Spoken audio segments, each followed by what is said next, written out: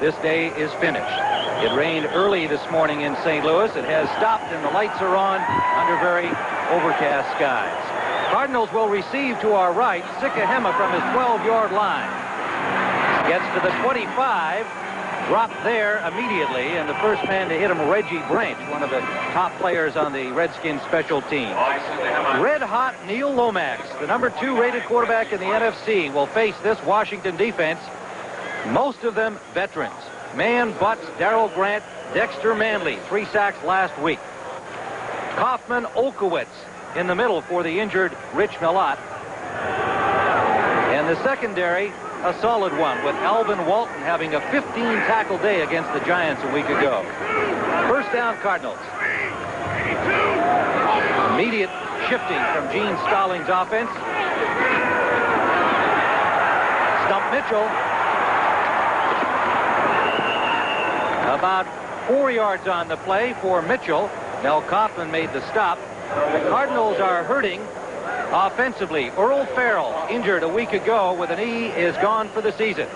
So Ron Wolfley has taken over at fullback. Smith, Green, and Awalt, the rookie tight end, providing great receiving business for the quarterback Lomax. Sharp, rookie Todd Pete, Kennard, Smith, and Robbins across the front. 2nd and 7. Cardinals at their own 27-yard line.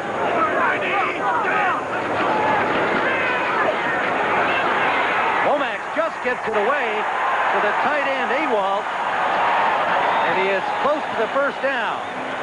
The charge led by Dave Butts of the Redskins, and as we pointed out, Lomax just got the pass off, Joe. That's one of the big differences in Neil Lomax this year. Last year, he said he wasn't as comfortable with the system. He wasn't sure where everyone would be. Therefore, he took a few more sacks. He was almost in the grasp, but managed to find the tight end and get the ball off. So it is a first down, St. Louis, and they are now at their 37. Mitchell on the pitch. He's got running room. Driven out at the 27-yard line by Monty Coleman. Historically, Stump Mitchell has been the man with this behind the glasses, behind his shield. He's been the man that's been a problem for the Redskins. Now you're going to see to the left of your screen, Charles Mann is going to come up the field. That's what they want to take advantage. The pass rush. See Charles Mann come up the field. Tootie Robbins just turn him out. That's where the Cardinals will try and run this afternoon, inside of Dexter Manley and Charles Mann. 35-yard pickup for Stump Mitchell, who is playing hurt in this game. And he gets a rest now. Derek McAdoo in the backfield.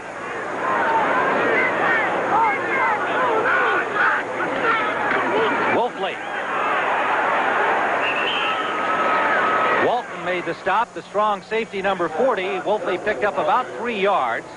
Ron Wolfley from West Virginia in his 3rd year, a terror on special teams. And here, talking about terror, it's Alvin Walton. As we mentioned, had 15 tackles last week against the Giants. He was everywhere. Well, he's fitting into that mold of the great strong safeties of the Washington Redskins, the Kenny Houston type of football player that really loves to hit people. Rich Millot has come into the lineup. Did not start, but was expected to see action. He's in there now. Mitchell tripped up on a dandy tackle by Walton. Got inside the 20-yard line, depending on the spot. Looks like they'll mark it back outside the 20, however, where he hit the ground. There you see Walton right in the middle of your screen. Now, he's just going to key the flip of the ball. He sets up to the tight end side. Now, as soon as the ball is moved, he's just coming outside, got to turn everything back in, evades the block of Wolfley, and just does trip up Stump Mitchell. 47 tackles on the season for this young man from Kansas, a number 3 pick a year ago. They've got 6 backs in there now on 3rd down and a long 6. Roy Green in motion. Lomax for Green.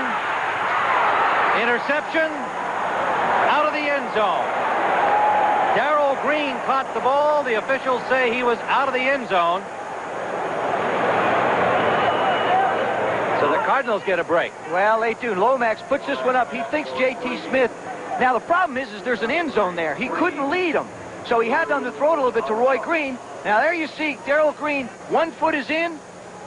Couldn't quite see the other one, but I don't believe he had possession of the ball. It looked like he was fumbling it as he was going out of bounds, so it's a good call by the official. It's not going to be reviewed, so we'll just move right on without delay. Here. Jim Gallery will attempt a field goal from the 31-yard line. It'll be officially a 40-yard attempt as they are spotting it just inside the 31. And just as I speak, the officials are going to review it. Well, our referee on the field is Tom Dooley. In the replay booth, it is Dixon Holman. There they are looking at it, the replay booth. Well, as you described the replay, you felt it was inconclusive. Well, two things. Number one, it looked like Darrell Green was bobbling the ball as he was headed for the ground. And secondly, his right foot, which would have been the one that he would have had to get in to make it a legal catch.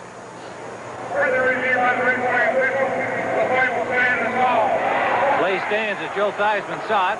Well, it was a bit of an inconclusive shot. Well, yeah, actually, the ball hit Green's fingers first, I believe, so I think you're right in that Green did not really have full possession.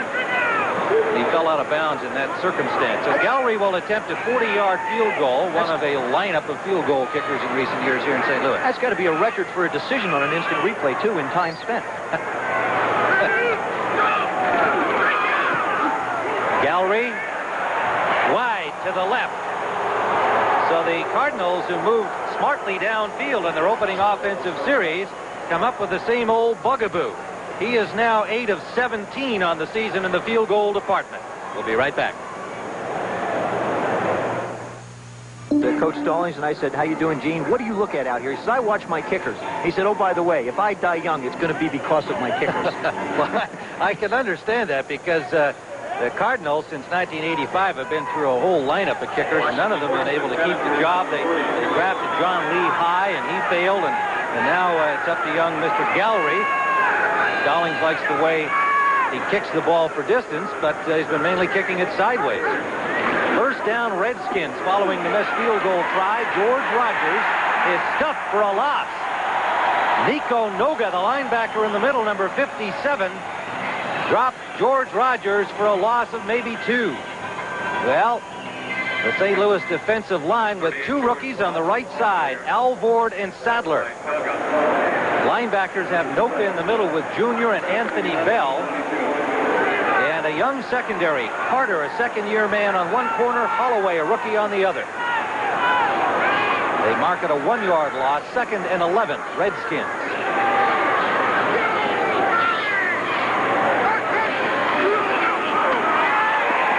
Schrader pressured and just throws it away in the direction of Art Monk.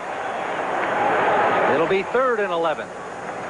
Offensively for the Redskins, Schrader's return to quarterback, Rogers, who Joe Gibbs says he hopes to carry the ball 25 to 30 times today. Monk, Clark, Warren, and Didier, outstanding receiving core. Jacoby, McKenzie, Bostic, R.C. Thielman, and May, a veteran offensive line, although Russ Grimm out with an injury. Bostic starting at center. There you see the conversions for the Redskins and the league lead. Actually, this is a down that Joe Gibbs likes to get into, 3rd downs. He feels his team is very good at converting them. Keith Griffin is the receiver in the backfield. Good time for Schrader. Incomplete. Intended for Monk. Overthrown. So the Cardinals defensively have stifled the Redskins' first offensive try. And in talking to Gene Stallings, there's Joe Gibbs. He's got to solve the problem of how to run the football. Gene Stallings told us Friday, he said, what we're going to try and do is we're going to try and confuse Jay Schrader. I'm going to have 4 defensive linemen in, 3 defensive linemen in, 6 defensive backs, 3 linebackers. He's not going to know who's on the field. And it looked like it worked the first series. Cox, the punter, for the Redskins at his 10-yard line. And Sikahema backs up to the 30 of St. Louis. Flag is down on the play as Sikahema driven back to the 25-yard line by Kurt Gouveia, number 54, a 49-yard punt for Cox. Well, as a quarterback, you just can't appreciate a good punter anymore. I mean, a lot of guys don't talk about the punting game or the punter, but he's got to be the quarterback's best friend. I mean, they get you out of so many jams. Jeff Hayes was one. Mike Bragg was another one that I played with in Washington.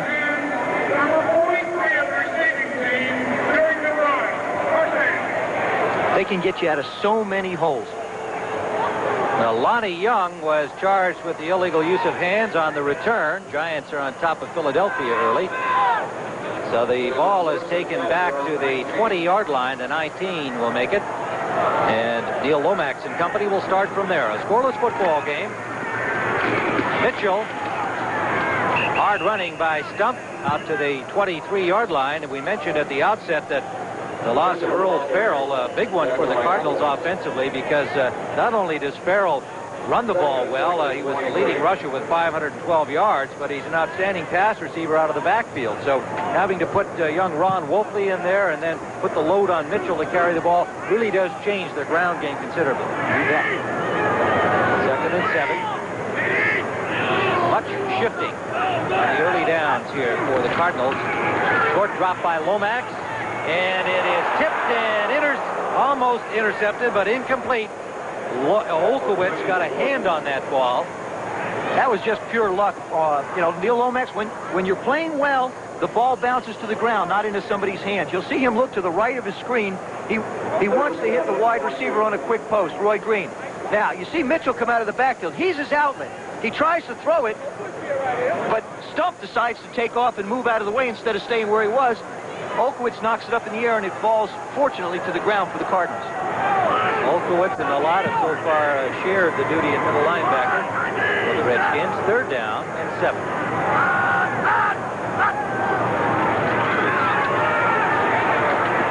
Lomax complete to Green, and a first down St. Louis at their 32-yard line.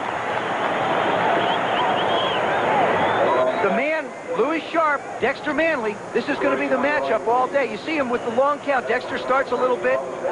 Louis takes him on. Talking to Dexter about Louis Sharp, he says, you know, he's like a defensive back. Not too many defensive backs will put you down like that. But he's got a lot of finesse, a lot of quickness. You see the good protection for Lomax, and that's what he's had all year. He feels very confident in the pocket, being able to pick out the receivers. So the Cardinals with a first down and throwing on it, deep sideline. Picked off. A flag downfield. Darrell Green knocked it away from Roy Green. And green on green should be a familiar sight all afternoon here. Offensive interference signal against the Cardinals, the preliminary signal.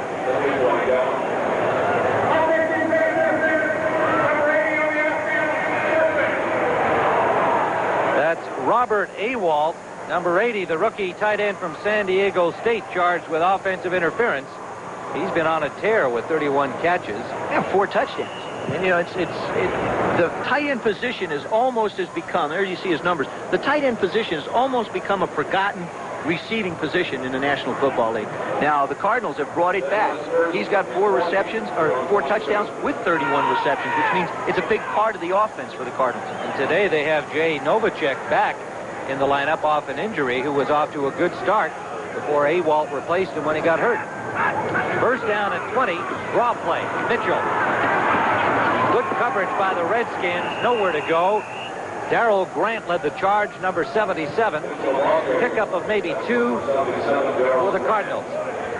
Again, the Cardinals taking advantage of the pass rush of Dexter Manley. He comes hard upfield, and they're going to run right in alongside him. Of course, when it's first down and 20, and you only pick up 2 yards, that doesn't get you much. Mitchell with that Darth Vader look.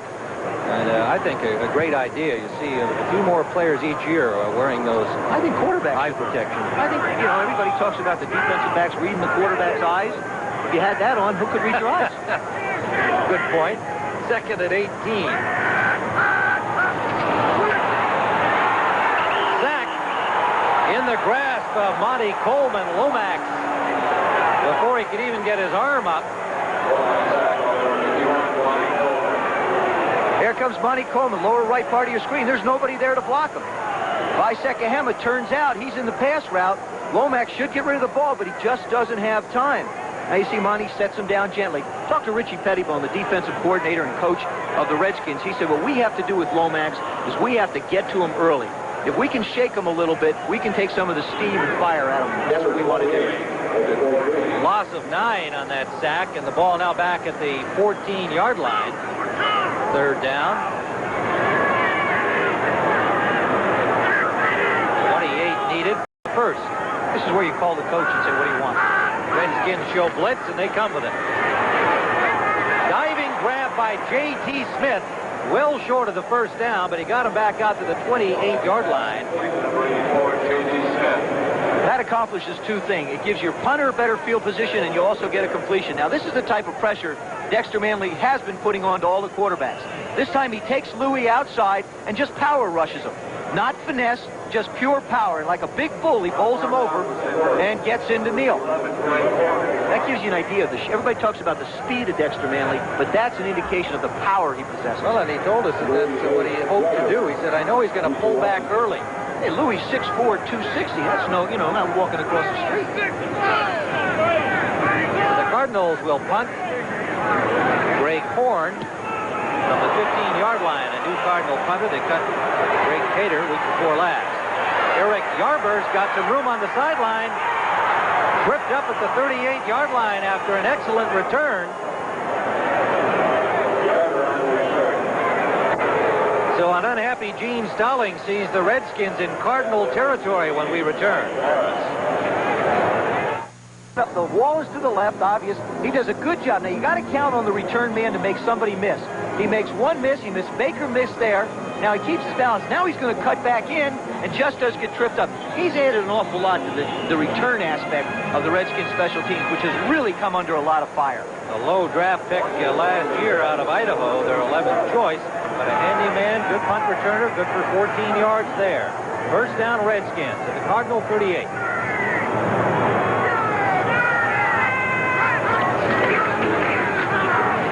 Rodgers, not much, a couple to the 35-yard line. I'll guarantee you that is not what Joe Gibbs wants to see from his rushing offense, which is the running offense. George Rodgers wants to carry the ball 25 or 30 times.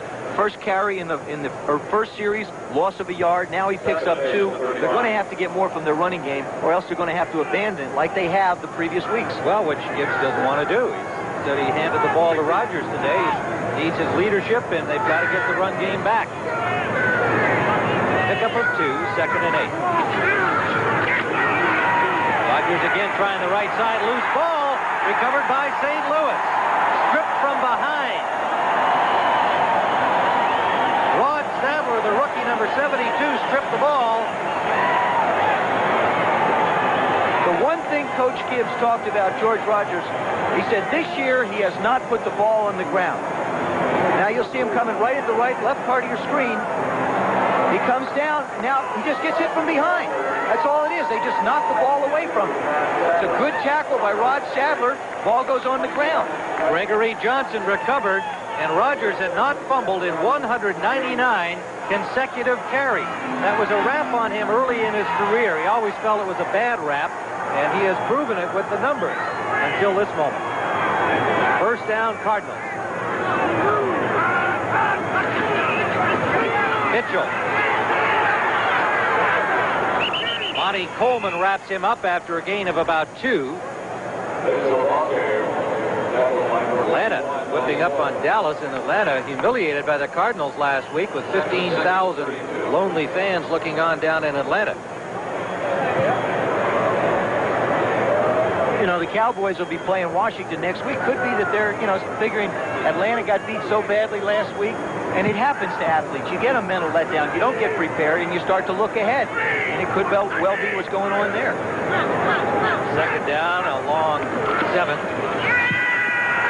Good protection, Lomax, and it's incomplete. Intended for J.T. Smith. And Barry Wilburn had the coverage on him. Smith looked like he slipped a little bit on what should be a somewhat slippery field. What was it like down there, Joe? You were out during the warm-up. With the AstroTurf shoes they have, the field is very good. It's just damp. It's not raining, so it's not a problem. I don't believe that ball was being thrown to J.T. Smith. Well, Awalt was running and on that was line. Open. It looks like Lomax, either he threw it behind Awalt, and a good alert play by J.T. Smith to come in and try and make a catch to keep it away from Wilburn. Marcus Cook and Steve Hamilton have come into the Redskin pass rush on third down.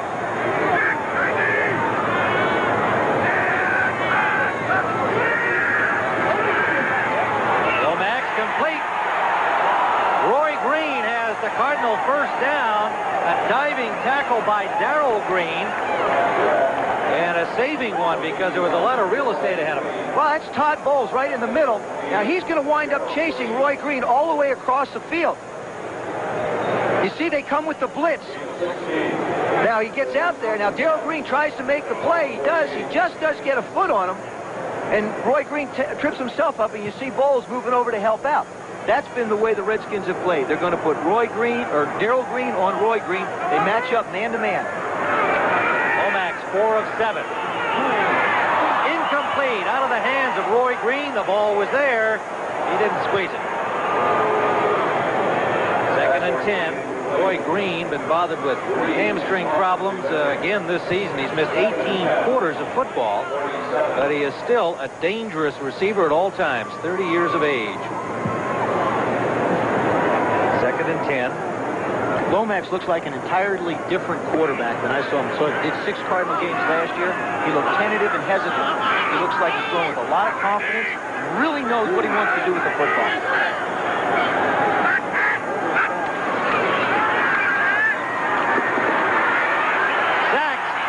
Got the ball off. Well, they call it a sack. It was Dave Butts who had him. Let's see where they marked this. They're going to call him back in the grasp. Yes, they are. In the grasp of the big guy, Dave Butts. 37-year-old Purdue grad. There you see Dexter Manley not putting much of a rush. Now, Dave Butts is another power guy. He's got him by the waist. He's in the grasp. Lomax just flicks us here, over the shoulder. You can have it, Ron. Get it away from me. Big Dave, 14 years, 37 years old, looks in as good a shape as he's ever been. Isn't that amazing? 300 pounds, 6'7". It's amazing trying to walk through a door with him. You can't. 3rd down. 15 required for the first here. And he is sacked again, the blitz. Brought in Mel Kaufman, the linebacker, and Charles Mann, the defensive end, combined on the sack, and so the Cardinals stopped again. Well, it's that pressure that we talked about earlier. That's what Richie Pettibone wants to do. He wants to try and make Neil Lomax hurry things. He doesn't want him to sit in the pocket and get comfortable. All of this, you have to look back to the drop pass by Roy Green earlier in this drive. He makes the big reception. The next play out, they would have had another first down. Instead, momentum turned against the Cardinals. Greg Horn hits from the 20-yard line. That's a good punt. Yarber from his 25. Flag on the play as Yarber with a dandy return to midfield. The flag was upfield of the return. Don Holmes made the tackle, a 44-yard punt. Yarber on return. Tackle number 83, Don Holmes. Penalty flag down. And the signal is against the Redskins. We might add that the referee's microphone, which you'll be hearing hopefully shortly, is not what we expect it to be normally.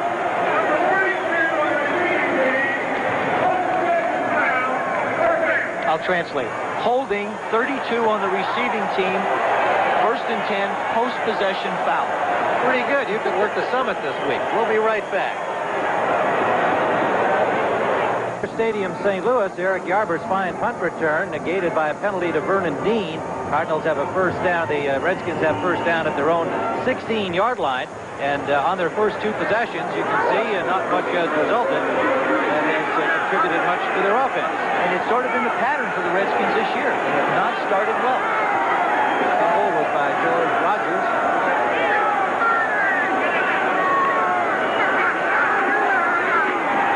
Play action. Lots of time for Schrader. Deep for Clark. He's got it. Touchdown. Gary Clark got one-on-one with the rookie Johnny Holloway. 84 yards for the score. This is a great piece of play-action fake. Now, you're not going to see the faking.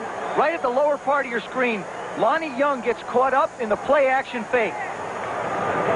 And Johnny Holloway thinks he has help in the middle. Now, he can't catch Gary Clark. Very few people can. It's a perfectly thrown ball by Jay Schrader. And in talking to Jay, he has had trouble throwing the deep ball. He said, the problems I've had are because I have been trying to aim the ball and make it easier for the receivers. He said, I'm just going to go back and put the thing out there like I used to. And there's the indication. You saw how happy he was. He should be. Yeah, they get paid to catch it after all, which is right. a fair comment from a quarterback.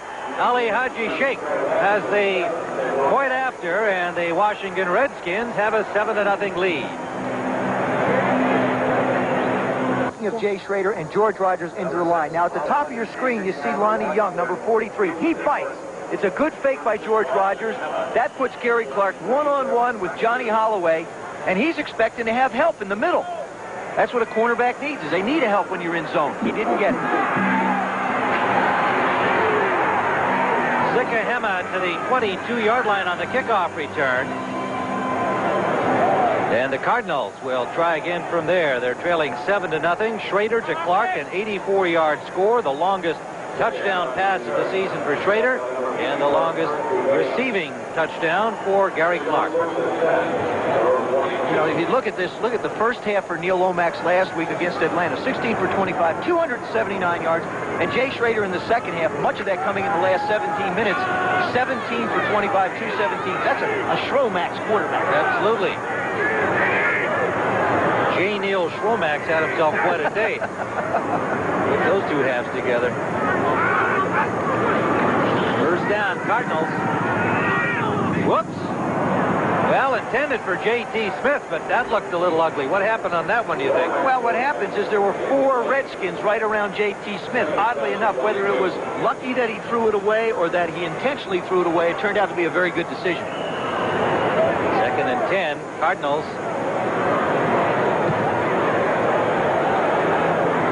Neil Lomax passing at 60% on the season, 2nd in the conference.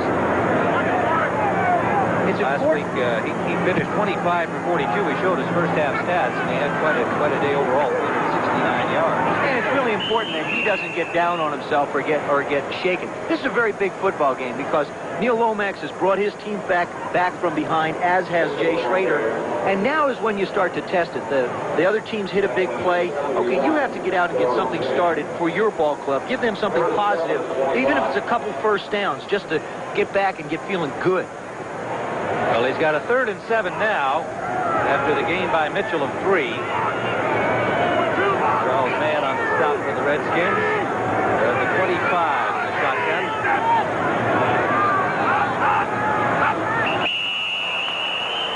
Flags and whistles. That time the left guard, Todd Pete, decided to try and get into pass protection too quick. What he simply told you was that number 64, Todd Pete, started too quickly and drew the defense offside.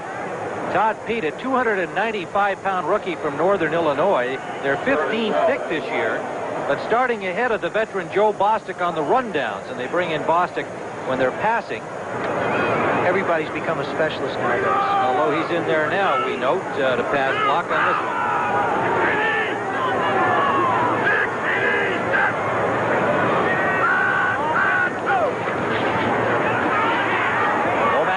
Sideline for Troy Johnson. He's got it.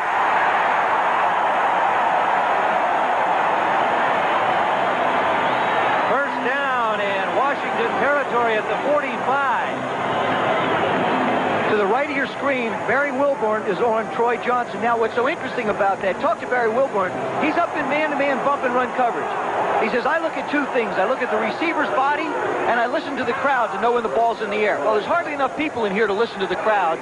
And he evidently lost his body because it was an excellent throw. But it is wiped out. Illegal procedure, I believe. He said Judy Robbins, number 63.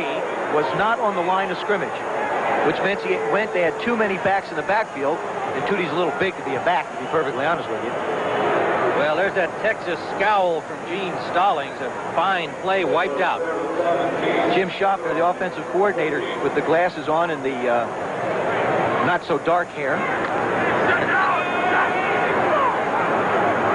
Houston ahead of San Diego. Those Chargers have been slumping. 3rd down here for the Cardinals. And they're back at their 15. Lomax from a hole again. Steps up well, and it is caught and then dropped, picked up by the Redskins. Washington ball. That is Brian Davis, activated this week. The #1 pick out of Nebraska, as J.T. Smith dropped the ball after he made the catch on a hit from Monty Coleman. Well, again, there we saw the Cardinals trying to be able to pick up just enough yardage.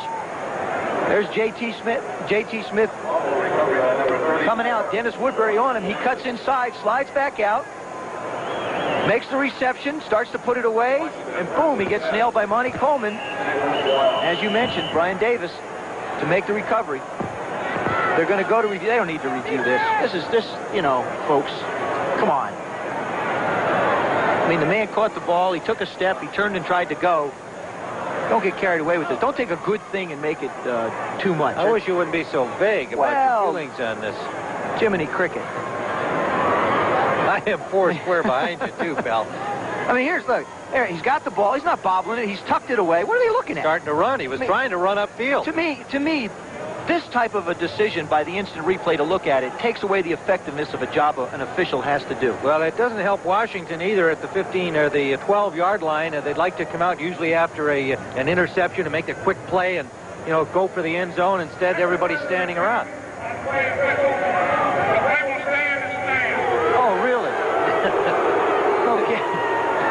I'm sorry. I just, you know, there comes a point where you just have to let these men, you know, they give them striped shirts. They ought to, you know what they ought to do? They ought to make the people in the booth wear striped shirts if they're going to do that. What the heck? Give them a new uniform. Redskins at the 12.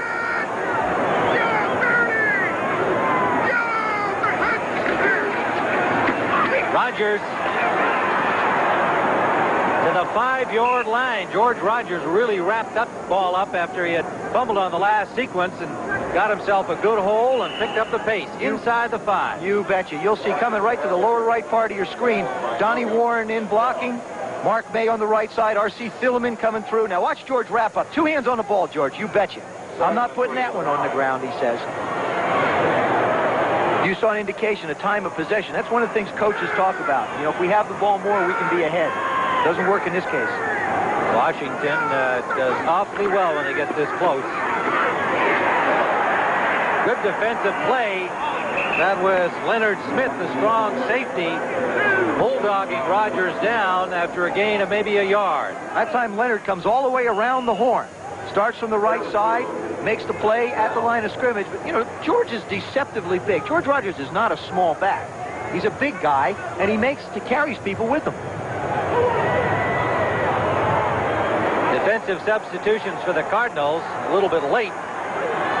David Galloway, number 65, comes onto the front. He's just been activated from injured reserve. Redskins need to get to the 2 for a first down. Schrader, and it is incomplete. Noga had an interception right at the goal line, could not hold on. Oh, he gunned that one right to Nika Noga, trying to get the ball to Art Monk. Interesting philosophy. Inside the 20-yard line, most teams go to man-to-man. You see Noga, he's not in man-to-man. He goes back into coverage, and they're doubling Art Monk. He's allowed to hit him 5 yards down the field. Now Monk slides out, and Noga hits it right in his hands. Oh, my God. And Lonnie Young came out, and you see him grab his hit, so they knocked it away from him. So the Redskins will have the field goal try. Ali Haji Sheikh from the 22. 22-yard field goal, pardon me, from the 12. Schrader will hold. Former Giant. Bounce the chip shot from here. And he's got it. So the Cardinal miscue. Fumble by J.T. Smith, setting up a field goal, and an opportunity for Noga there to even have prevented that, although, gosh, he made a real good play, as you can see on the replay, driving Monk off the pattern and getting himself in position to make the grab. He just couldn't hold on, and it looked like, as you pointed out, Lonnie Young may have contributed to the miss. Pushed it away from him. It's interesting. The Cardinals last year were basically a 3-4 team. 3 down linemen, 4 linebackers. They've now switched to the defense that Gene Stallings feels most comfortable with. That's 4 down linemen, 3 linebackers as a start. Nika Noga is the middle linebacker. Plays a lot like Neil Olkowitz for the Redskins. Small, blocky, tough guy. plays on the third downs a little bit more than Okie does. But he's the kind of a man who, just in that area, is very good because there's not a lot of room for the receivers to work. So he can bang them around and get himself in position. Credit to the Cardinal defense, though, stopping the Redskins from getting a touchdown, having to settle for a field goal.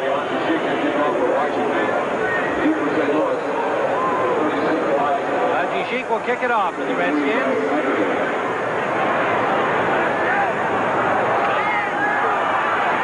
Sikahema.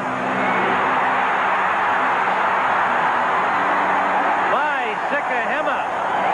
Tremendous return to the 50-yard line. Man from Tonga in British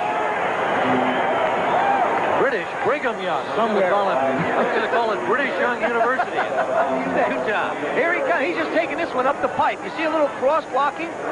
Dean Hamill just does get pushed out of position. Ali Haji Sheik, he's not going to hit anybody. Doing it what every good kicker does is just try and sort of get in the way. And that's why Darrell Green is on the kick return team. Because he's one of the fastest men in football and can run people down. To the Cardinals from midfield. Time winding down in the first quarter. They're trailing by 10. Flag down. Mitchell. Good piece of running by Stump Mitchell to the 35 of Washington. And the penalty may be against the Cardinals. Todd Bowles on the tackle. No, it's against Washington. 13-yard gain by Mitchell will stand.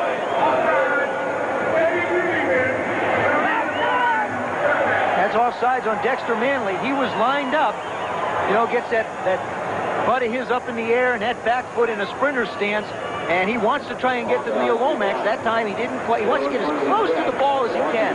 That time he was a little too close. Now St. Louis with a first down at the Washington 35-yard line.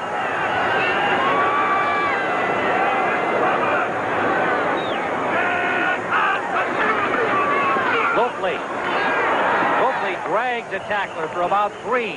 Neil Olkowitz getting the free ride. And we have reached the end of the first quarter here at Busch Stadium in St. Louis. The Cardinals are driving, but they are trailing 10-0.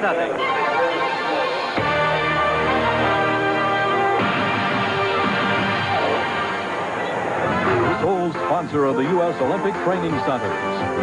Subaru and the new Subaru XT6, the Sport Magazine Super Bowl MVP Award. And by Northwest Airlines, the airline that serves over 220 cities in 20 countries on 3 continents.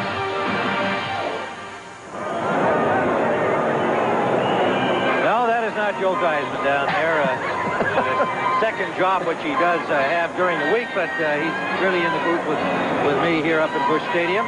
Cardinal mascot got a little work to do down there because they're trailing 10-0 here early in this football game. We've just begun the second period, and the Washington Redskins with a 10-0 lead. How about that? Isn't that nice? Little marriage proposal. Meet me in St. Louis, Louis. That's it. Second down and 7. We'll try and get an answer to that later. Here's Stump Mitchell.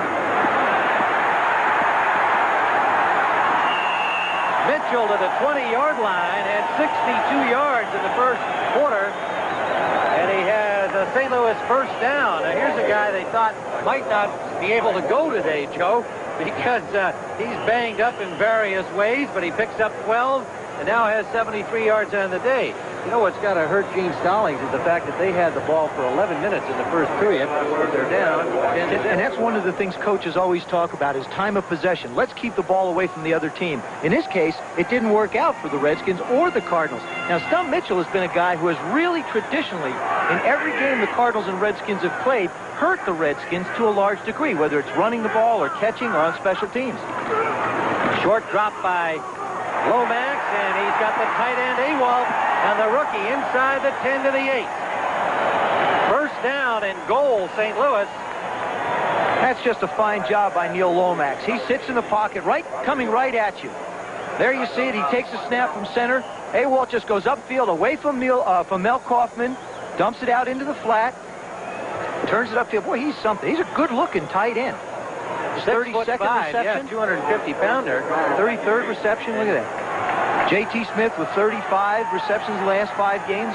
Awalt 31. Mitchell, big hole up the middle, gets to the 3-yard line before it closes. Alvin Walton, the strong safety.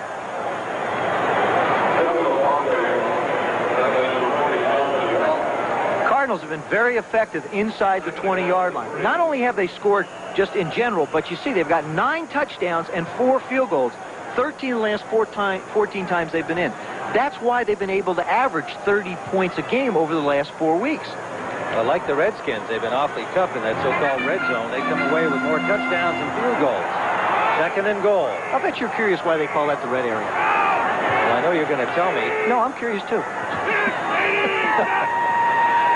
You'd think it'd be the green area, wouldn't Yeah, it? I would think so. Green light. Mitchell. Hit at the line of scrimmage. Struggles for about 2. Dexter Manley put the pop on him. Monty Coleman with the first hit to hit him a little bit in the backfield. Stump Mitchell, and the Cardinal people said, well, you may see Derek McAdoo. We don't know whether Stump's going to be able to play very much. And here he's got close to 80 yards. And we're just underway in the 2nd quarter. Stumps, in football, they have different terminology for people. He is a gamer. No matter how hurt he is, no matter how banged up he is, when Sunday rolls around or when the team has to play, you can look for number 30 to be in the backfield. Lomax rolling. Wide open is Mitchell. Oh, touchdown. Oh, I want to tell you, William Harris. Almost deflected it. William Harris, the rookie tight end, nearly botched up that play because he thought the ball was coming to him. I wonder if Mitchell hollered, it's mine. If he did, he probably couldn't get it through that shield he's got on, so it wouldn't matter. Watch this. The Redskins defense this perfectly. They're well prepared. They know he wants to go to Awalt in the middle, or he wants to try and hit Novacek out to the right, but they forgot about Stump Mitchell. Look at that. Almost just off his fingers. Great concentration by Stump, and just barely does get in the end zone. Hey, it's tough enough having a defender trying to bat the ball away from you. Gene Stallings has got to be standing on the sidelines going, come on, guys. Gallery with a point after. It is good, and St. Louis has scored their first touchdown of the day, and Stump Mitchell, the man who did most of the work, comes up with a score.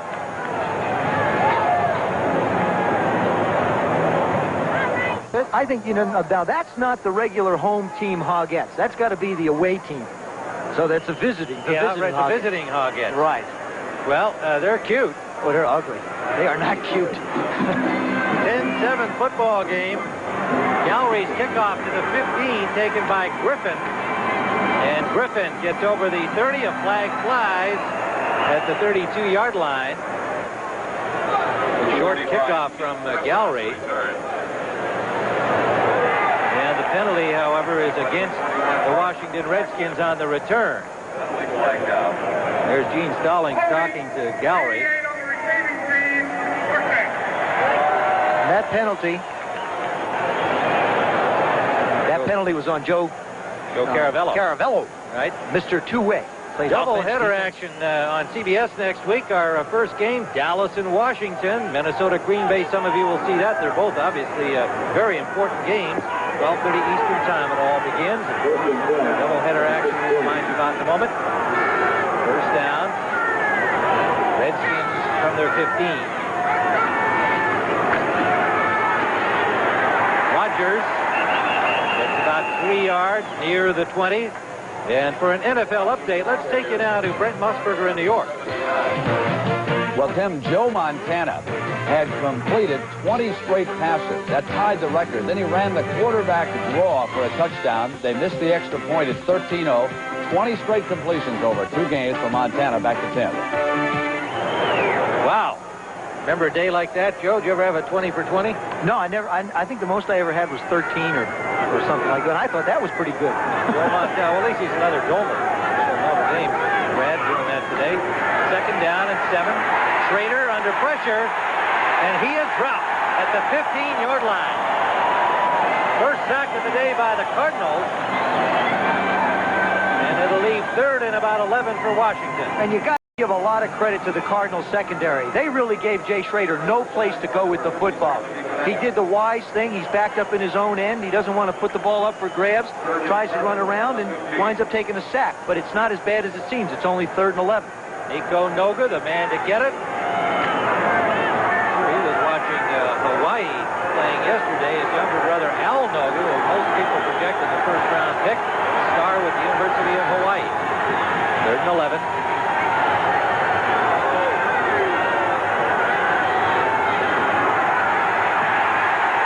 Rainer going deep, and it is broken up by Lonnie Young, intended for Art Monk. And a good recovery by Young because Monk was behind him, but Young reacted to the ball. Now, you can't blame Jay Schrader for that one. A lot of times people say Jay has not been throwing the ball well. He overthrows him. He underthrows him. There you see Monk go by Lonnie Young. Now, you got to give credit to the defensive line. The reason this ball is underthrown is just as Jay tries to let it go, he gets hit by Bob Glaspie, and that's what caused the underthrow. That's, that stirs up those things that have been going on in Washington, but that was just an excellent defensive play by the line. Cox just got that punt away.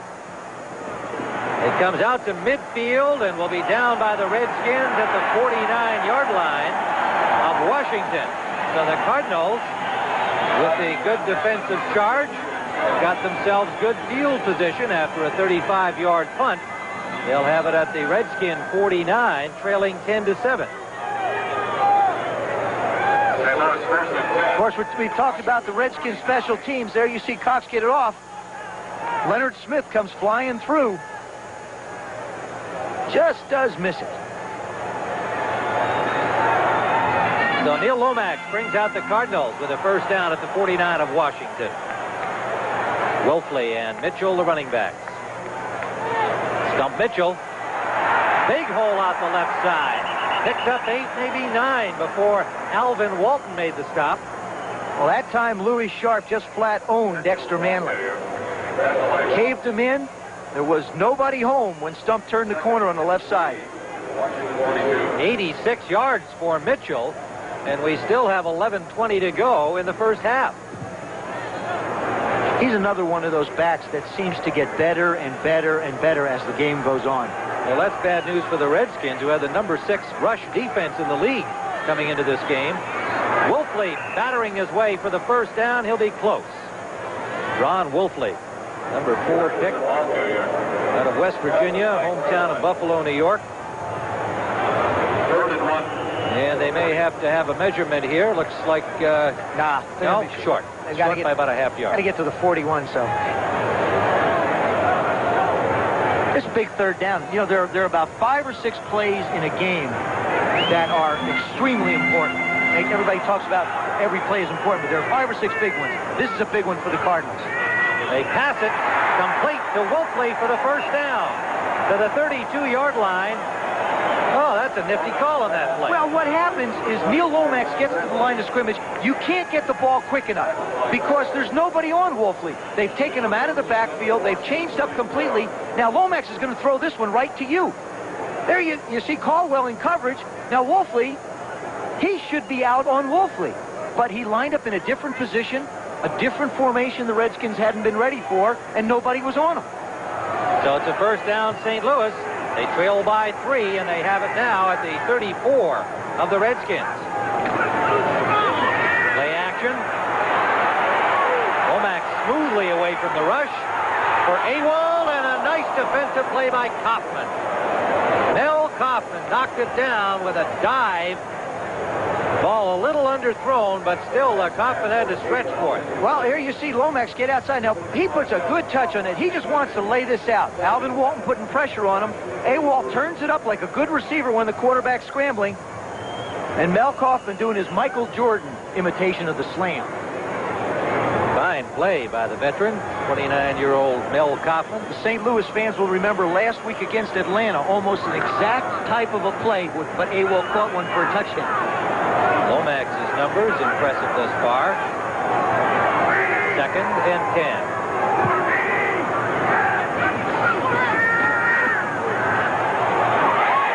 Roy Green. First down yardage to the 17 of Washington. again, Lomax getting good protection. There you see Charles Mann trying to take on Tootie Robbins now. He gets free, but Ron Wolfley's in the backfield. Darrell Green covering Roy Green one-on-one. And Dexter Manley trying to put pressure. Louis Sharp goes back, gets his hands on him. Dexter tries the up-under move, and Louis just runs him into the pile. The best friend of an offensive lineman, or 4 or 5 others in a big jam where you can run somebody. Sharp and Manley, they have dueled each other for a number of years, and they expected a tough battle today. Mitchell gets 4 inside the 15 of Washington. Are they running the ball a little more effectively than you expected against this usually tough run defense? And what they're doing is they're running it at Dexter Manley. They know he is a great pass rusher. Now here, he becomes a little more tentative, stays at the line of scrimmage, but manages to make the play. Louis Sharp, not as big as most defensive ends. These two guys, Manley at 6'3", 257, Sharp at 6'4", 260. They match up physically. The edge and quickness has to go to Manley, so they try and take advantage of it and run up underneath him. They seem to be running a lot to the left. You saw Todd Pete pushing Darrell Grant back, and that helped. Mitchell in trouble this time is dropped for a loss. Kaufman closed off the corner, and you saw Mitchell try to cut it upfield and slip. So that is a loss back to the 22-yard line. Alvin Walton just came flying up late. They were going to try and put a blitz on, and Lomax got under the center, got the play off. If he could have gone around the corner, all the Redskins would have been bunched up in the middle. But the field is a little bit slippery. Like I said before, it shouldn't be a problem. I've noticed some of the players slipping a little bit. With a lot of guys like to tape their shoes. And you see Alvin Walton, as he lifts his feet up, that tape underneath. It doesn't give you any traction on artificial surface. 3rd down and 15. Big play for the Cardinals. Going for it all, and it's incomplete. Flags in the end zone. Roy Green, the intended receiver, the ball overthrown.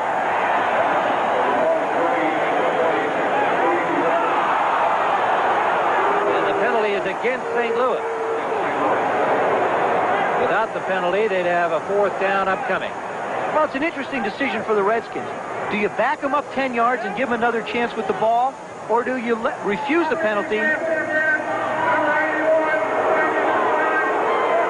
have declined it. Well, what they do is they have as little confidence in the Cardinal kicking game as the Cardinals have. They figure, all right, look, your kicker's been struggling. We'll take our chances. Neil Lomax is hot. We don't want to give him a shot with these receivers again. We'll take our chances with the kicker, and if you make it 10-10, so what?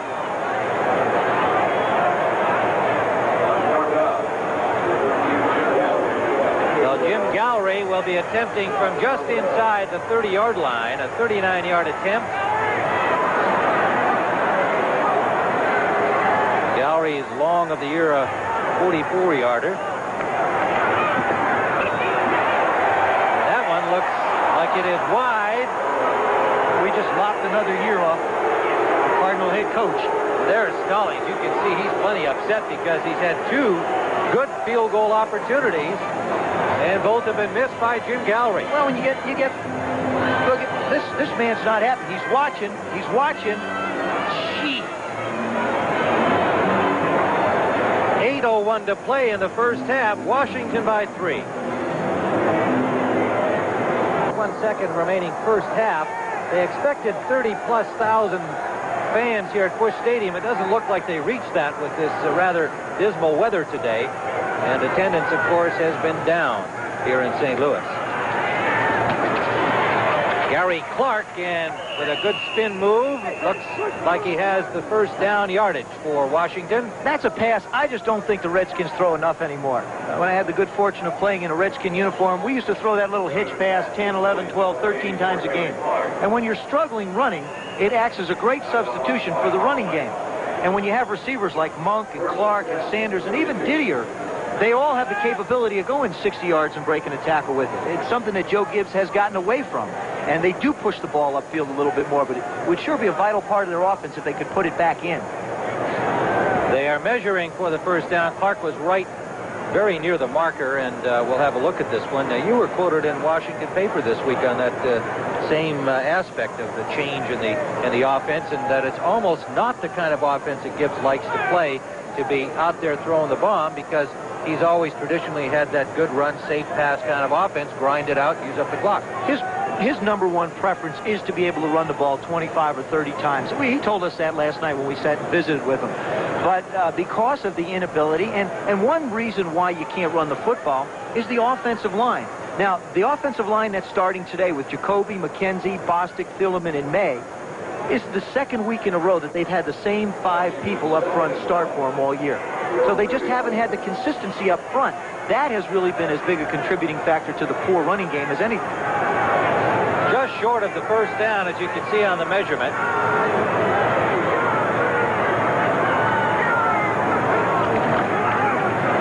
Schrader quickly to Clark, dropped the ball. Incomplete. Just when they listen to me, what happens? Oh, yeah, and he was looking to run with it, too. Absolutely. Well, he had a big chance on the last one. Again, it's the little hitch. Now, Schrader goes back 1, 2, 3, fires it out. Hits Clark perfectly. Right in the numbers. And the ball goes to the ground. So it is 3rd down and about a football. They always talk about 2nd and 1 as a waste down, but when you get it, you can get a completion and a good pickup. You just don't want to waste the opportunity. Well, they're 0 for 3 in this category. Of course, a lot of that has to do with what you need on 3rd down. This time they don't need much. Let's see what they do.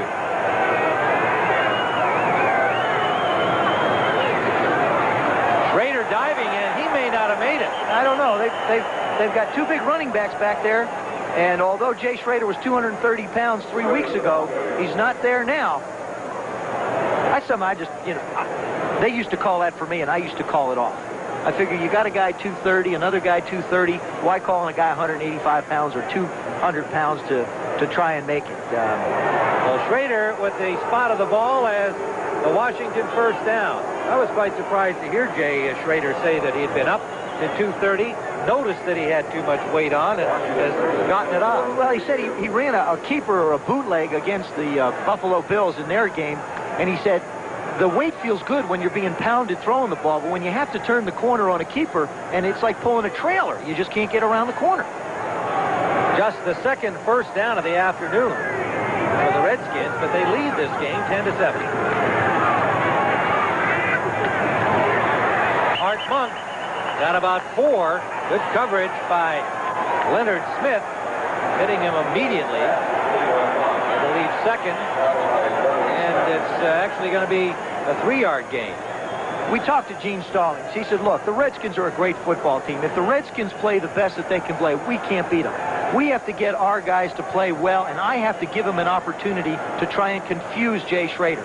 If I can't get a big pass rush on them, then I'm going to drop a lot of people back into coverage. On that play, they rushed 4, dropped 7 back into coverage. The result, a 3-yard gain. Well, St. Louis, without their miscues, would be leading this game. That includes 2 missed field goals by Gallery. Rodgers, pretty good hole for about 5 yards out to the 39-yard line, where Anthony Bell and Leonard Smith combine on the tackle. Sanders comes in. You know, when you sit and you visit with coaches, the thing they talk about, obviously, every coach says it. I mean, you could, if you talk to them, you know what they're going to say. We want, that's right. We want to run the football. There you see Rodgers, 7 carries, 20 yards. Mitchell, 14 carries, 81 yards. Of course, the average per game is a great indicator as well. George almost 3 and Stump almost 6. 3rd down and 3, Redskins.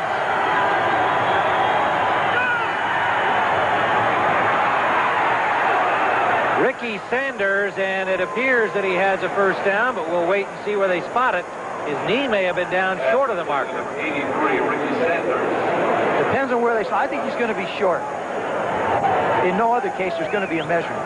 Look short from here. Well, they should measure this. It is short. Now, if I was the Redskins, I would ask for a measurement. Because if I'm calling the plays on the Redskins sideline, I want to know how far we really have to go. They look like they just had their mind made up to punt it. Well, yeah, but, you know, as a quarterback, see, I believe it's the response. This is something that I think Jay Schrader will learn in time. It's the responsibility of the quarterback out on the field to take charge of the game. That's one of the things. Maybe it's not as far as the coach thinks it is. Give him that extra second to think. If I'm on the field, I want to stay. So why not take advantage of the opportunity? Go and try and sell it to the coach, You right? got it. Cox hits it from the 32. Sikahema at the 10. About the 13-yard line. Good coverage by the Redskins, and Reggie Branch, who is usually down there first, made the tackle. A 49-yard punt by Cox. Possibly throw a chip. Despite losing in overtime. First down, Cardinals at the 13-yard line. Stump Mitchell stopped once, tried again, and wound up with about a 3-yard gain. That's called a pinball play. What he does is he runs up inside and he bounces off of one guy, bounces off another guy, and winds up with a 4-yard gain. Joe, what is it with these gloves here? I mean, it is warm. It's a nice, pleasant day here. In That's right. I'm a wimp. You're destroying the image of the tough football player. That's right. I destroyed that when I played. Second down at 6. If I got my uniform on. Did you wear those when you played? I tried. They're all wearing gloves now. Lomax trying to find an open man, and it's incomplete. A flag down. Good coverage downfield by the Redskins. Holding against the Cardinals. Probably going to be on Tootie Robbins on the right side against Charles Mann. We were talking about Bobby Knight. I don't know whether the folks at home saw CBS Sunday Morning with Charles Corral this morning. Wonderful piece on Knight by Bill Geist. Holding 63 out there.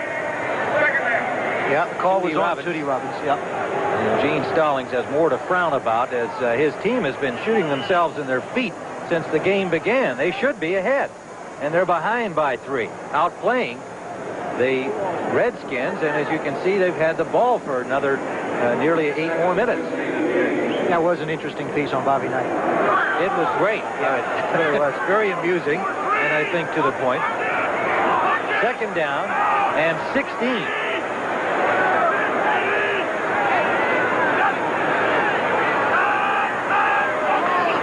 From the end zone, Lomax has got his man, Troy Johnson, to the 20-yard line. Short of the first down by about 4, but out from the shadow of the goal line. So we're starting our college basketball season, as we mentioned, and the next week we all hit the long way, but is he a reasonably good player? What's his age? Yeah, I think he's down around 10 now. Third down, long 3. Lomax running out of time, and he is dropped at the 11-yard line. The 3rd sack of the day. 4 make it for Washington. Marcus Cook, the second-year man from Boise State. Well, this is why he can't get the ball off. The top of the screen is J.T. Smith. On the bottom of the screen you see coming off is Roy Green. Now, that's why he can't throw the football. There's nowhere to go. Roy Green's completely covered. J.T. Smith turns around, but you got to have, there's a little clock that goes off in receivers' heads, offensive linemen heads, defensive backs' heads. It's like 1, 1,000, 2, 1,000, 3, 1,000. The ball should be in the air or the quarterback on the ground. That time the quarterback was on the ground. Greg Horn standing in his end zone. Free agent from Arkansas and Cincinnati Bengals. Good kick. Yarber lets it come down at the 47-yard line of the Cardinals, and it bounces upfield to about the 50, a 38-yard punt. I just wouldn't be surprised if the Redskins come right back out now and try and hit a big one. They have not had success running the football, and, you know, like I said, the coach wants to run it, but you got to go with what's putting points on the boards for you. You come out, you either throw that little hitch or run the little play-action pass, try and get Monk or Clark down the field. St. Louis, 49. Ball right at the 50-yard line for the Redskins on first down. 3:11 remaining. First half. And that is tipped away, intended for Rogers. Good job by the rookie Rod Sadler from Texas A&M. And that was just a screen. What they do is they run the receivers, the lower part of your screen here, to the right. Schrader goes back. He looks upfield. He says, well, I want to take the guys downfield. They're not there. George Rogers swings out here to the right part of the screen, and there you see Sadler just knock it up. Rogers has his offensive lineman out in front of him. Would have been a good play, but a good defensive play by Rod Sadler. Schrader 4 of 10 and 98 yards. 84 of them on one pass. That's right. Second down.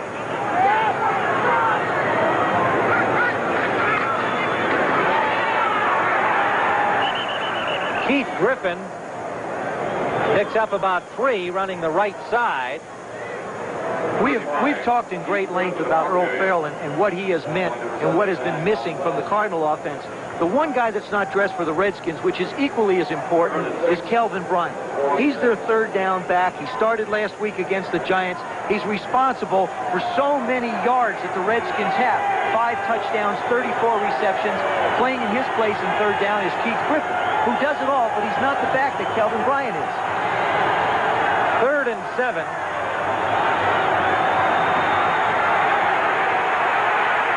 Schrader intended for Monk, incomplete. On the coverage, Leonard Smith, the strong safety, number 45. And this Cardinal defense is aroused. The fans that are here are really supporting the Cardinals in this game.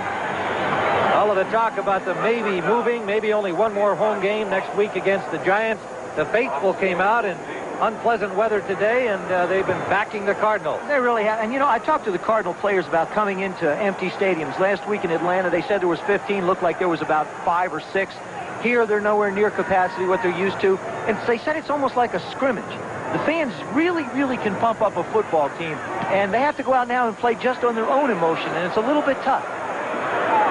Sikahema signaled fair catch. The ball bounced back up to the 8-yard line where it is down.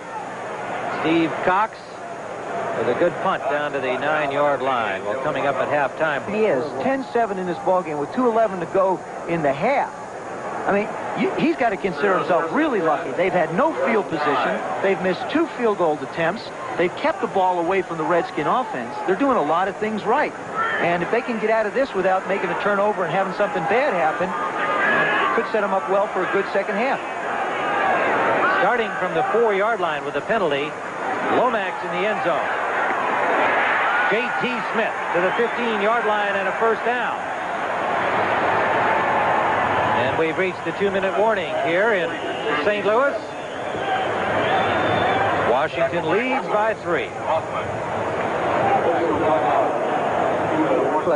The Redskins clinging to a 10-7 lead with 2 minutes to play first half.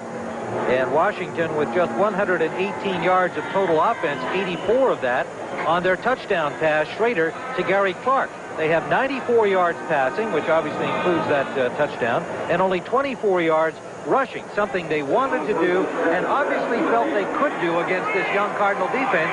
They've been unable to do so. That's right. Joe Gibbs continuing to search for the formula to get, really, which is no better than a 5-3 football team on the track. First down. Lomax got the ball away just as he was about to be sacked. Mel Kaufman blitzing, had him in his sights. Lomax pass incomplete. Oh, boy. There he is right in the middle of your screen. Now, Kaufman comes from the right. Charles Mann goes outside. Kaufman comes in untouched. Now, Lomax goes back in the pocket. I think that's an interesting one, Tim. Might have slipped off his fingertips. Might have just slipped off his fingertips. Yeah, okay. We'll move right along on that one. That's right. You can do it if you're just stopping the clock, which we can say he was trying to do. Stop the clock, and the officials agree with him. He's got a second down and an inside handoff. Wolfley, who fumbled the ball and had it bounce right back up to him. Almost a fatal turnover. Mel Kaufman made the stop. This is the part of the psychology in the 2 minutes. Do the Redskins use a timeout, or do they allow the Cardinals to try and move down the field? Mitchell drags the tackler with him to the 47-yard line. Monty Coleman, 25-yard play. The ball looked like it was tipped. What great concentration by Mitchell. Well, you'll see him come out of the backfield on the lower left side. Now, Monty Coleman's trying to hang on to him, and it looked like it was just tipped at the line of scrimmage. Now, Coleman tries to strip him, but Stump's been there before, and he wrestles him to the ground. It was Mel Kaufman who got a hand on the ball, so twice Stump Mitchell has had to really keep his eye on the ball because his own man, William Harris, nearly knocked that touchdown pass away from him. And it's a really smart play by Mel Kaufman because if you think of the Redskins the Cardinals this first half, they've completed a lot of short crossing patterns. So why not fake a blitz and jump up and try and knock it away? Well, a timeout on the field and an opportunity to remind you about our doubleheader action next week. Washington will be home against Dallas. Now, the Cowboys with Steve Blur quarterback now. See what they can do as they head into Washington. Minnesota at Green Bay. Of course, the Vikings are still in the Central Division race in the NFC. You and I'll certainly be up a wild card. You and I'll be up in that game, actually in Milwaukee. At Milwaukee, right. And doubleheader game 2, we'll see the Giants here in St. Louis. 4 o'clock Eastern time. Lomax gets some time and has his man, Roy Green, for a first down to the Washington 36-yard line. Cardinals in the hurry-up. 1:16 and counting down. This is a time where when you've got a veteran quarterback like Neil Lomax, it really pays off. Even though they're in a shotgun, look at how quickly he set that offense up. Can't take a sack here. You can't take a sack. Has the first down.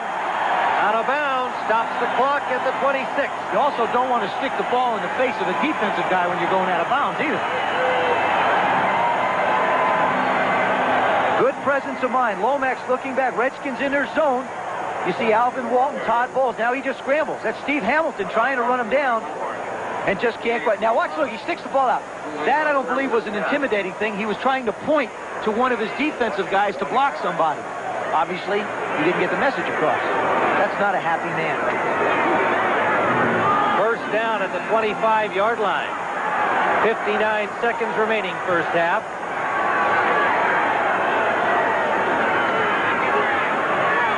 Going deep for Green. Knocked away by Wilburn. A flag down. Now here it is. They're going to put the flag on the 4-yard line. It's a question of who it's against. And it looks like it's Wilburn because he is an unhappy young man. You can always tell who it's against by who's arguing the most. First and goal at the 4.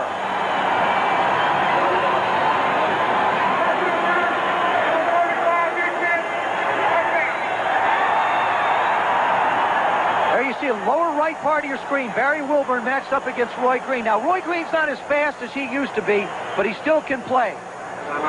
He must have said there was some type of contact. Now, a lot of times the defensive back moves their arm out. To be honest with you, couldn't quite tell, but it was a call by the official. Barry Wilburn, 6'3" cornerback. 6 interceptions. Leading the conference, says, hey, I never touched him. I'm going for the football. I remember when Barry first came into the league, he was a little bit timid, a little bit shy, wasn't really aggressive. Now we asked him what his strength was. He says, probably my strength are my hands and my aggressiveness. There it is. There's the hand right there. Why are they reviewing this?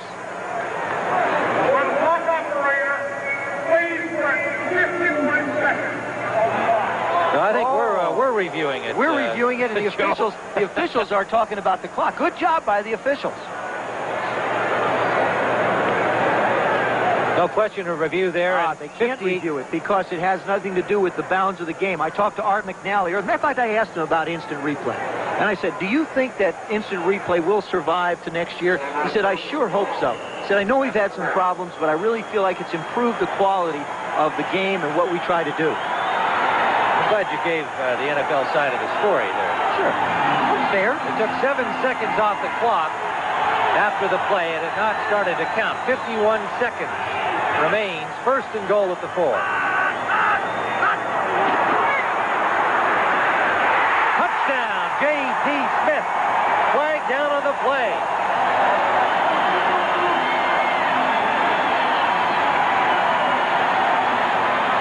Perfect strike from Lomax to Smith. And let's see what the call is. Offside against the Washington Redskins. Their whole left side of the line jumped.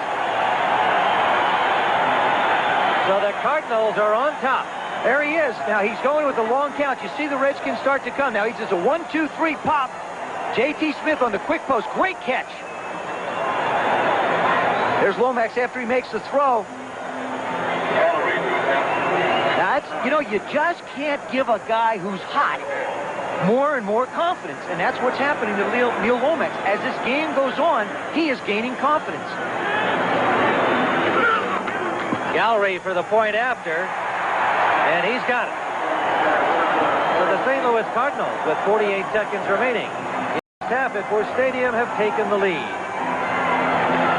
Taken a 4-point lead over Washington, 14-10. Time winding down in the first half. 96 yards in 7 plays. 1:23 used up. An excellent 2-minute drill drive by the Cardinals, culminating in the Lomax to J.T. Smith 4-yard score. I'll guarantee you that's not what Joe Gibbs was thinking when he had the Cardinals backed up on their own 6-yard line. Heath Griffin from the 5 picks his way near the 20-yard line.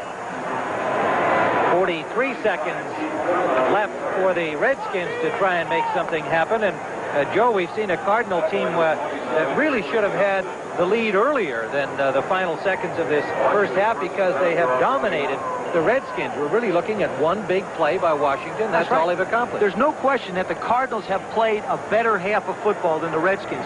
What's going to happen now is, how will Joe Gibbs approach this last 43 seconds? Will he try and put the ball up and get a field goal? Or will he sit on it, go in halftime, and give them a chance to reorganize like they did last week? Looks like they're going to put it up.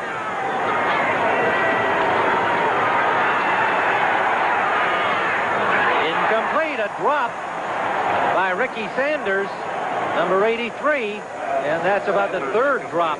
Well, you can say what you want about the ineffectiveness of the quarterback position and the sporadic nature of Jay Schrader through the course of this year, but he's putting the ball exactly where it has to be. The one deep pass that Lonnie Smith got to, knocked away from Art Monk, wasn't his fault. He was hit as he threw it. Gary Clark drops a little hitch on the left side. That time Ricky Sanders drops a little in, which would have been a first down. You got to get help from the guys around you if you're going to play well. Second down. 38 seconds remain, first half. Heath Griffin. Good piece of running by Griffin, close to the first down, over the 30.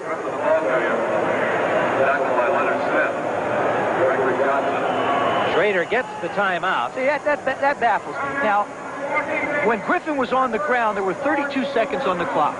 Okay? Jay Schrader, and I watched him as he was running up the field, he was looking to the sideline to see what they wanted to do. Now, that should have been pre-decided in the huddle.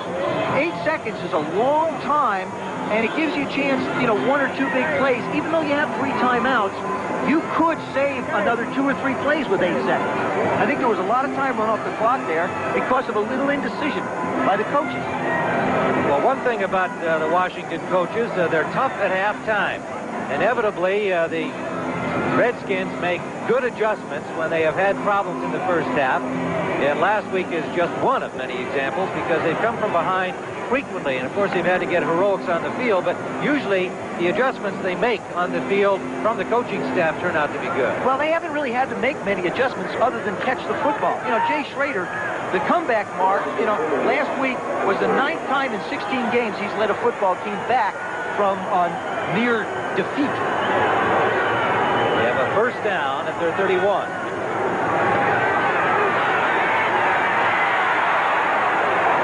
Almost picked on.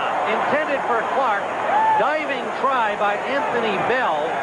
Knocked the ball away. First round pick from Michigan State. 48 tackles on the season, and Bell getting better each week. Well, they need him to play better. They've got Bell. They moved Freddie Joe Nunn down to defensive end. Nunn's 255, not all that big, but he fits into that Dolman, not necessarily big enough to be a defensive guy, a little bit too big to be a linebacker, so they make him the pass-rushing defensive end.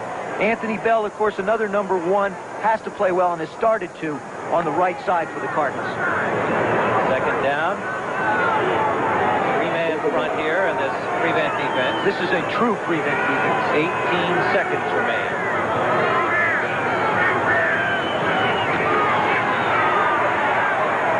Screen, Griffin, nowhere. Good response, and Carl Carter, the rookie cornerback, made a fine tackle, number 41. And David Galloway gets over and gets involved in it.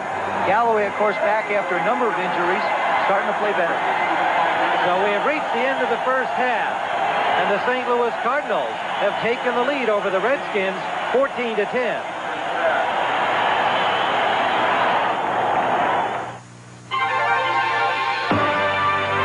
CBS Sports coverage of the National Football League is sponsored by Mercedes-Benz, engineered like no other car in the world. Hewlett-Packard, computer solutions from the people who never stop asking, what if? Kentucky Fried Chicken.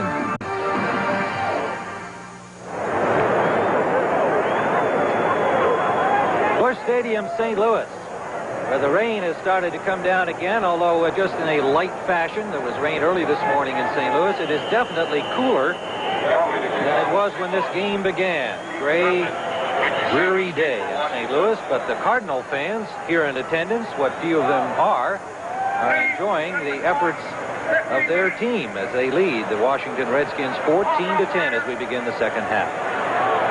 I think Joe Gibbs told his, you and I were talking earlier, what does a coach tell his team at halftime? I think Joe Gibbs told his guys, look, we have to go out and start to play Redskin football. We can't wait for second halves all the time. Gene Stallings, on the other hand, told his ball club, look, you're in control of the game. Keep up the intensity. Keep on doing the things right. Jim Gallery's line drive kickoff taken by Reggie Branch and return to the 30-yard line. 29, Reggie Branch on return. And as you can see, the Redskins with just 35 yards of rushing in the first half, 130 yards of total offense. That doesn't get it done. And one big pass play accounting for 84 of those 95 passing yards. You look at the 4 quarterback sacks, 3 first downs. You know what has to be asked? How long do we see Schrader? If the game is close, will he stick with him? Or if he's continued to be ineffective in a close game, will we see Williams? No, he will stick with Jay Schrader. I believe he's going to stay with Schrader now under extreme circumstances. You can't play musical quarterbacks, and he's going to stay with him. Also, I talked to Doug Williams in the locker room before the ball game. He is really not 100%. He asked not to play last week because he felt he would hurt the football team because his back was bothering tremendously. Today, he's only about 85 or 90%. He could go, but it still would be a problem. George Rogers picked up 9 on that carry out the right side. 2nd and 1.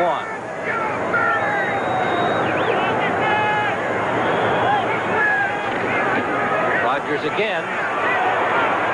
Good hole for him. E.J. Jr. rides him down after a gain of 6. And this is what they wanted to do with Rogers when the game began. Well, the first time he carried, there's Doug Williams cheering him on. He's got a little pouch, keep his hands warm. I mean, that is one class act. There's the stats for the year.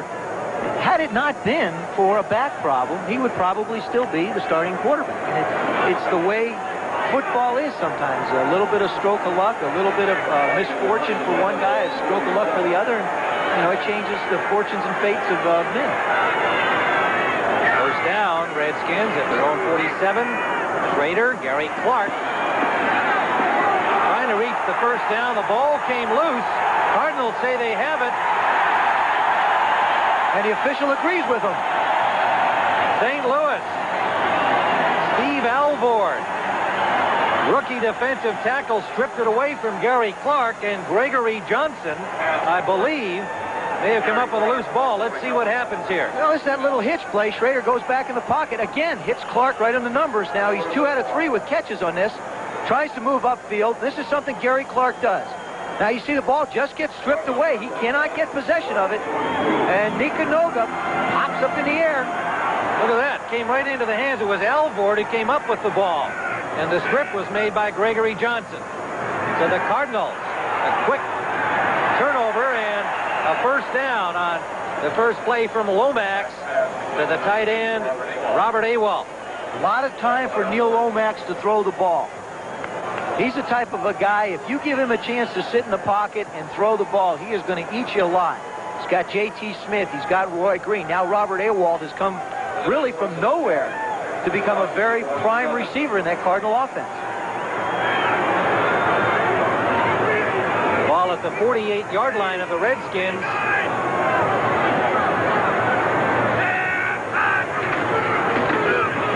Stump Mitchell gets a couple. 46 of Washington. A little extra pushing and shoving after the play. Well, that's a little bit of the frustration that the Redskins are feeling, and also it's probably a carryover of what went on in the locker room. I had a chance to talk to Todd Bowles earlier this week, and I asked him what it was like in the locker room at halftime of the Giant game last week when they were losing 16-0. He said, well, Coach Gibbs was pretty much under control. I said, did you have to duck any helmets being thrown around? He said, just a few. Second and a long 8. Lomax sideline for J.T. Smith. Caught the ball with the inbounds. And now he gets up with a little tussle with Wilburn. probably still upset about that interference call that he suffered down near the goal line back late in the first half. I'll guarantee you Barry Wilburn is still hot from that play you talked about. There he is. It's just one-on-one. Neil Lomax with plenty of time to throw the football. Now, from the left part of your screen, you're going to see Dexter Manley try and come inside. Gerald Grant just does barely get to him. Look at this catch. That's just a great catch. 1-2, and he's in. Good coverage by Wilburn, and great catch by J.T. Smith. There he is. He's ridden out of bounds. There they go. There it is. Here, take it. So Smith throwing the ball at him. That's what irritated Wilburn, too. Now everybody's picking on him. At the 35-yard line, and still some conversation and scuffling going on. That's Alvin Walt. You know, the Redskin fans have seen it. He's got a diamond carved in his head. As far as that's all the hair he has on the top of his head is a diamond-shaped arrow. And I think that points to the direction of the ball carrier for him. Wherever the ball carrier is, that's where my head's going to be. He's having quite a season, as that stat would indicate. 15 tackles last week in the big win over the Giants. And of course, you know, he wears a collar like a linebacker on his neck. 2nd and 8. On the run by Mitchell. Mitchell again. Dexter Manley wraps him up, but Mitchell pulls him for an extra couple of yards. And again, some pushing and shoving going on. Well, now Walton he's just taking on one of the bigger guys, Tootie Robbins, at 300 pounds. Now, the play before was Louis Sharp. He must have a tackle fetish. He's just taking on big tackles. There he is. Now, there's Tootie coming out to block him. Of course, a little quick guy, and he's getting pushed around and pushed around. Allen says, "Don't you push me." There, wait, hold it. Push you again. Wait, no.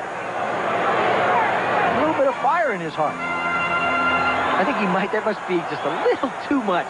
You know, I mean, that's a little too much you're biting on. 3rd down and 6. From the shotgun, going deep. Incomplete, intended for Troy Johnson. Johnson complaining about interference, but that was one of those tangle situations. The coverage was from Dennis Woodbury, number 46. And they just kind of got tangled up with each other. Well, the Cardinals make the right decision. It's man-to-man coverage. Lomax puts this out. He just puts the ball a little too far out. There you see the contact. Incidental, is that the word they use? Would you use incidental on that one, Tim? Yeah, I'd have to say that that was a no-call situation. Well, Gallery is now going to try a field goal here from the 38-yard line. It'll be a 48-yard try. His longest of the year, 44 yards. What a confidence builder it would be if he could hit it, and he does. Hit the upright. Hey, if it doesn't go through clean, see, that's his problem. That's the problem he's had. He hasn't been able to hit an upright. Watch this one. You'll see it. It just starts to hook. Coach Stalling said he's got a great, strong leg. Said it's like a golfer. He hits the ball so far, he always winds up behind a tree. That time, the tree helped him out. It sure did. A bank shot from 48 yards away.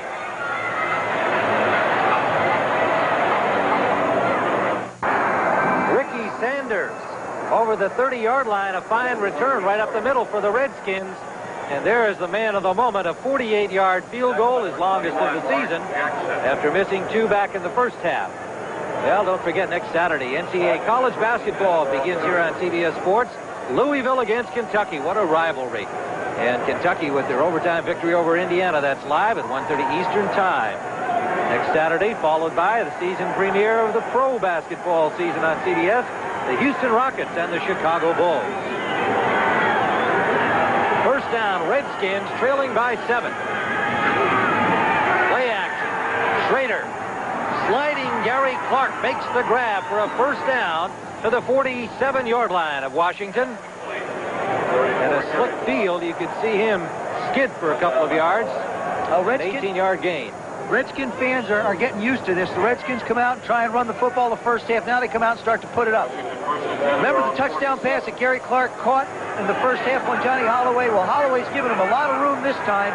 That time he breaks it off across the middle for the big game.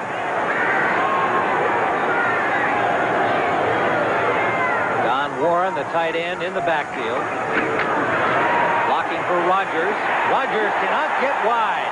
A diving tackle by Lonnie Young. Trips him up for a loss of a yard.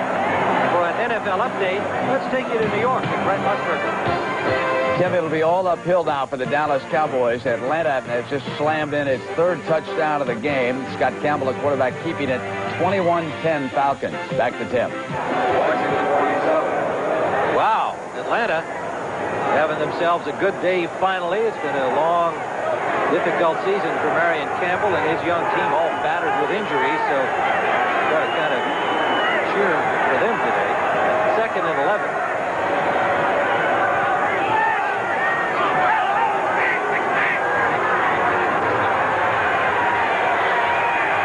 Waiter with time and drills a low ball incomplete.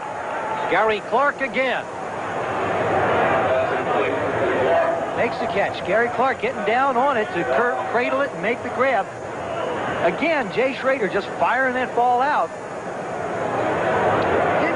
He just doesn't look that comfortable in the pocket to me. I mean, he gets back there, he's waiting and waiting and waiting. Quarterbacks like to be in a rhythm. If you want to go 1, 2, 3, 4, 5, 6, 7, set, throw. Boom, boom, boom, boom, boom, bang. But he's out of a little bit of a rhythm. He's having to hang on the ball a little bit longer than I think he would like to. He's got a 3rd and 2 here as the crowd exhorts the Cardinal defense for Art Monk, and Monk incomplete. In and out of the hands, and a flag down back in the Redskin backfield. That's going to be called on Freddie Joe Nunn. That's a big break for the Redskins and a tough luck break for the Cardinals.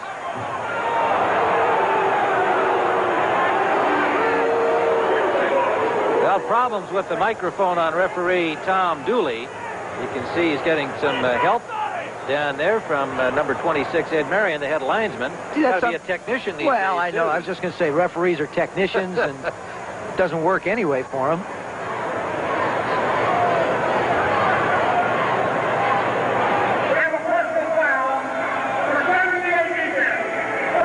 He said there was a personal foul on number 78 defense, which is Freddie Joe Nunn, and that'll be hitting in the face of Mark May.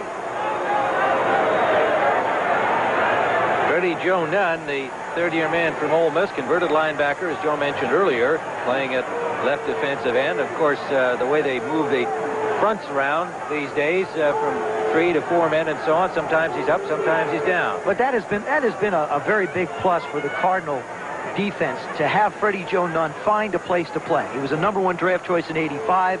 It also frees up Anthony Bell an opportunity to play, who was their #1 pick in '86. So you got both your #1s on the field at the same time, and that's what you have to have. You got to have your top players out on the field. Now, this is a big penalty. This is not one of those little 5-yard jobbies. They're calling this one hitting in the head. It's going to be a 15-yarder. Well, tempers have been short since the start of this second half. We've seen Walton and Wilburn of the Redskins on defense showing a little temper flaring, and now we've seen a little more here from Freddie Joe Nunn of the Cardinals. It cost them at the 30-yard line of St. Louis, a Washington first down. Rodgers, not much. Bob Clasby, second-year man from Notre Dame and the USFL on the stop, along with Rod Sadler, number 72. Bob Clasby got himself a lot of ink in St. Louis this week because of his family connections to the Kennedy family, and finally a reporter learned that he had indeed played in those legendary touch football games up in Hyannisport with the Kennedy family when he was a child. This is a time where the Redskins like to try and get the ball to Art Monk, let him go a little one-on-one, maybe make a move 4 or 5 yards downfield, and just pick up the first down. There it is. And it's Art Monk wide open. Gets a block and goes out at the 12-yard line.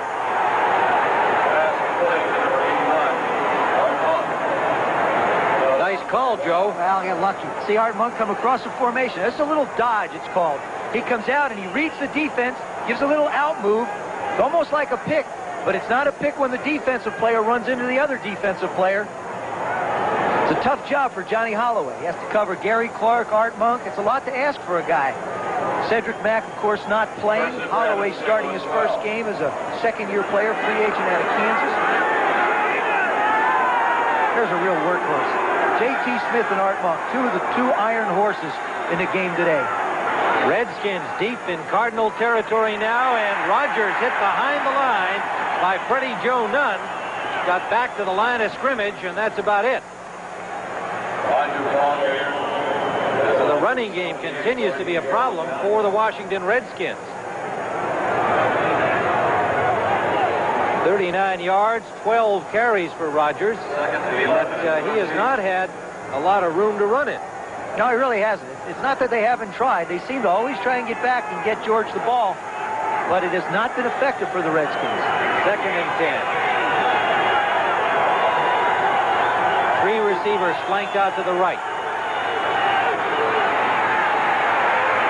In the middle, complete to the 6-yard line, Art Monk.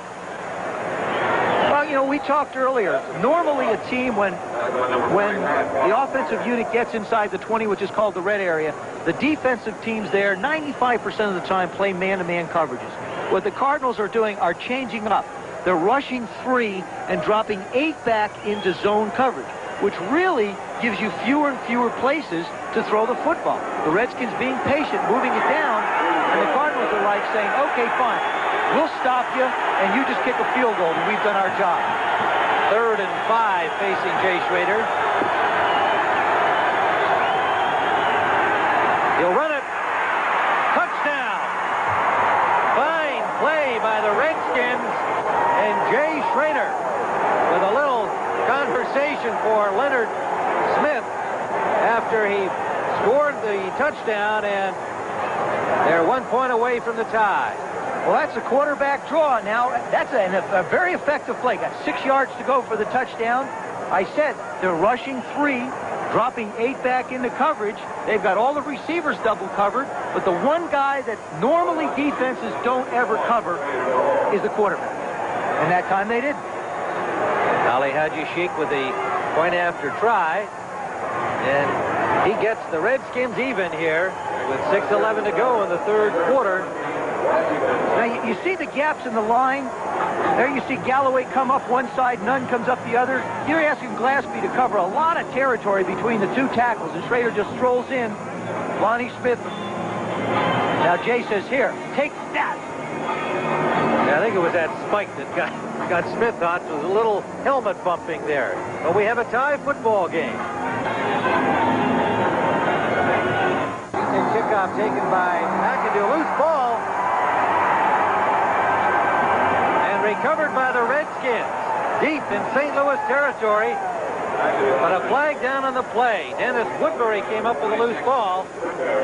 Let's see what the flag is about.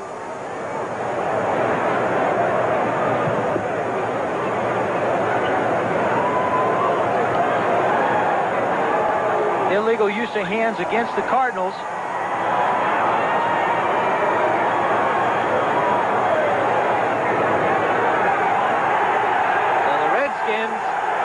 The football deep in St. Louis territory. They're going to spot it at the 17-yard line, and they are coming off the 7-yard touchdown run by Schrader.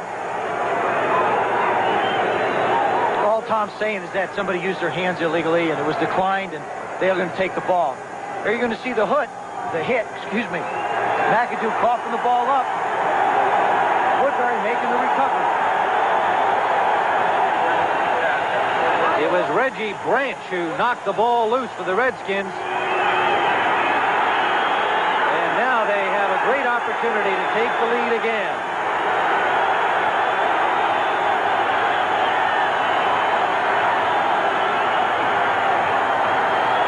Didier in motion. Rodgers cuts it back in the middle. He's got running room inside the 10-yard line. George Rodgers to about the 9. E.J. Jr. and Anthony Bell, the linebackers, converge on him. A pickup of about 7. An impressive drive for the Redskins. 71 yards in 8 plays, using up 4:43 on the clock. And then the opportunity immediately with the fumble by McAdoo to take the lead here.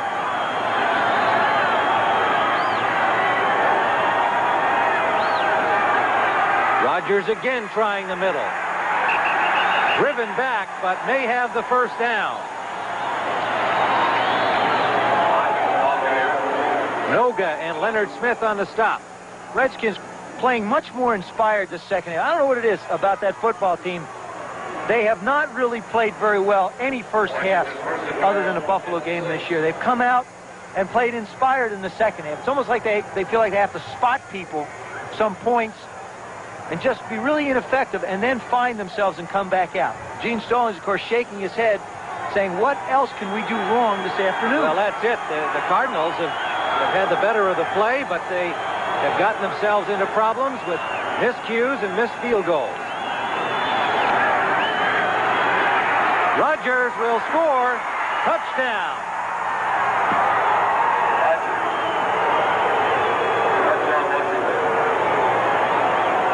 Now, George Rodgers, who had struggled through the first half, finds himself with a touchdown. And that's only his third rushing touchdown this year. Now, it's very unlike a Redskin football team to have one of your big backs only have 3 rushing touchdowns through the course of the year. But it just is another one of the indicators as to the way the Redskins have played this year. Ali Haji Sheikh hits the point after. And so the Redskins strike quickly for 2 touchdowns early in the second half.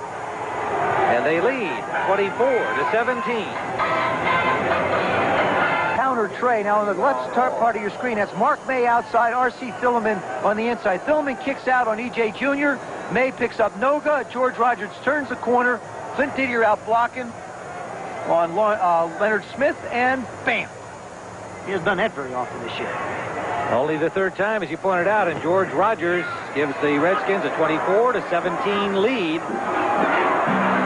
Don Holmes returning this kickoff and gets over the 30-yard line to the 33. So pretty good field position for the Cardinals. Rich Velotte made the tackle for Washington. Kicks used to be automatic in the National Football League. Now life has become exciting. Ali Haji Sheikh does not want to be outdone by Jim Gallery. He figures he'll hit the upright and show him that he can knock it through as well. It's kind of a Minnesota skinny shot, I guess, in the case of Haji Sheikh, huh? You know, they should change the rule. If you hit the upright and it bounces in, you get a point and a half or maybe 2. So first down from the 30-yard line, and they'll go to Mitchell.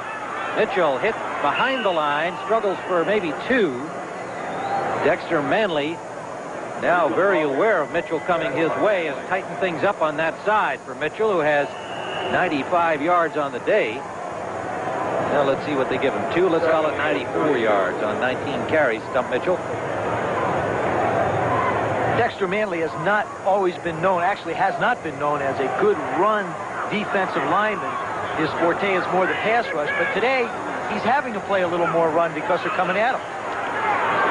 Lomax intended for Roy Green, incomplete. They'll leave third down and 8.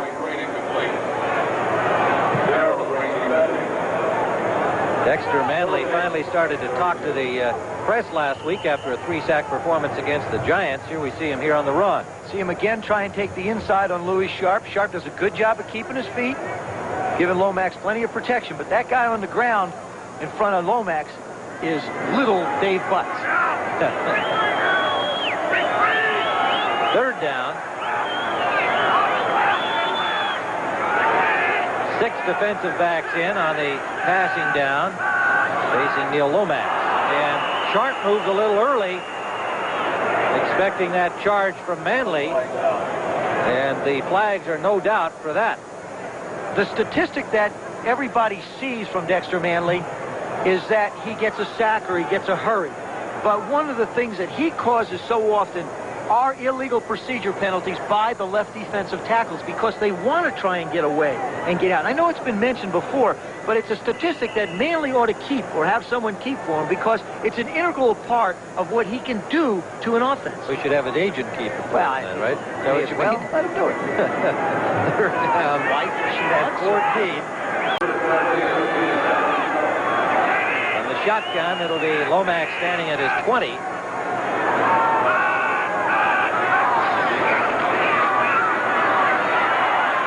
Goes to the short man, and a nice catch, but well short of the first down. J.T. Smith, a diving grab of a low ball.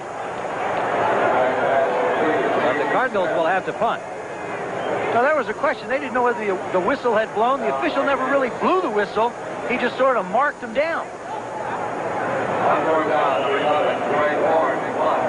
Houston beating up on San Diego.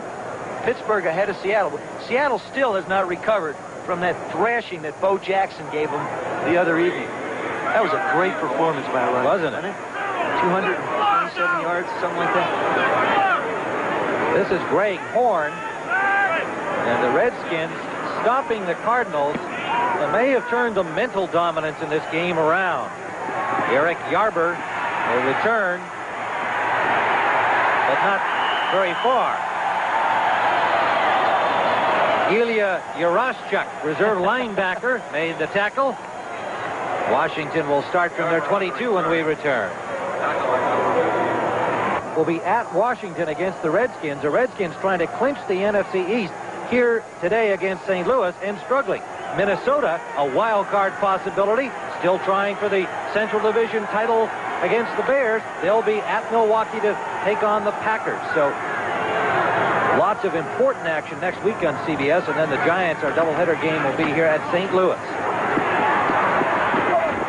Rodgers barreled out of bounds at the 30-yard line.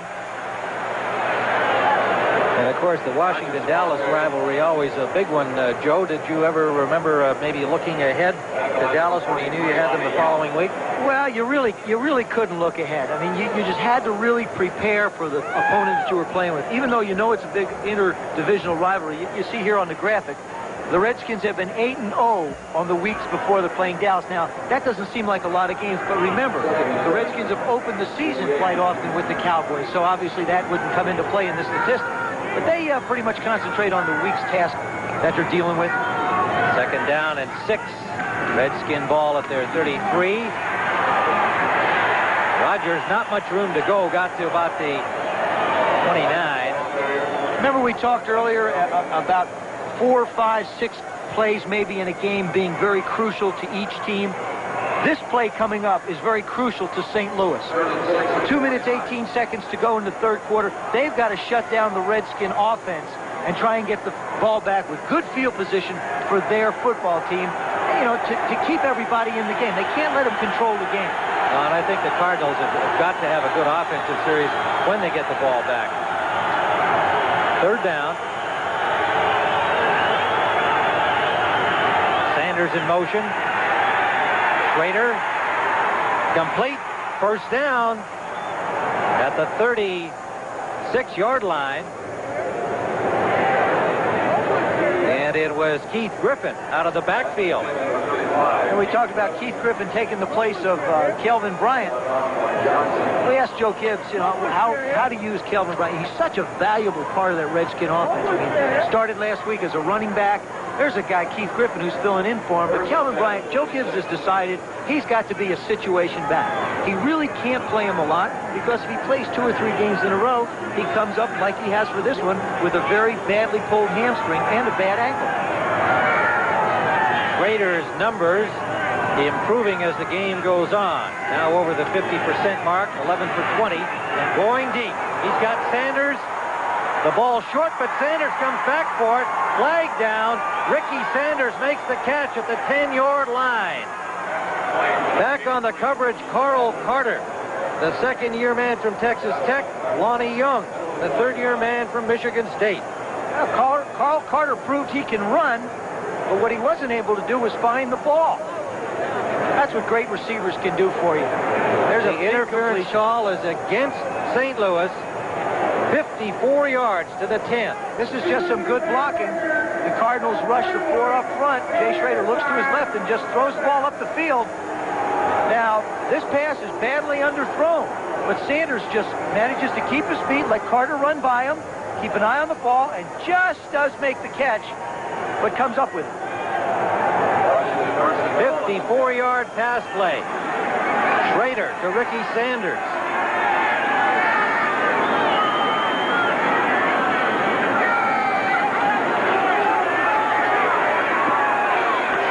Tight end touchdown. Didier. The forgotten man. Clint Didier. And Schrader continues his second half heroics, but a flag is down back at the line of scrimmage. Holding against the Redskins. You see the disgust on Jay's face.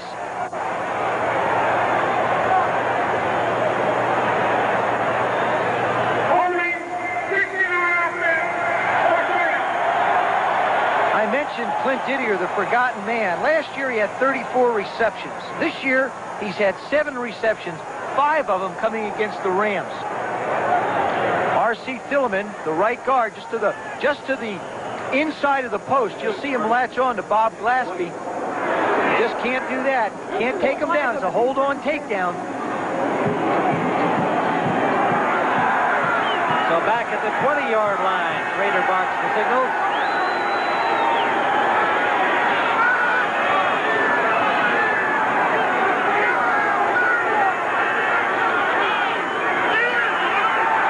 Little roll this time by Schrader. And unloads the ball as he's chased out of bounds by David Galloway. Galloway coming off injured reserve after suffering a broken arm. They didn't really expect him to be back this soon, but Galloway wanted to get into action. They think he's their best defensive lineman and certainly their best pass rusher. And, of course, with Curtis Greer hampered with a series of injuries, they were really looking for some help from that right defensive end position. Greer has gone on to injured reserve because of his continuing back problems along with other injuries. So red-hot Jay Schrader will try from the 20-yard line again on second down.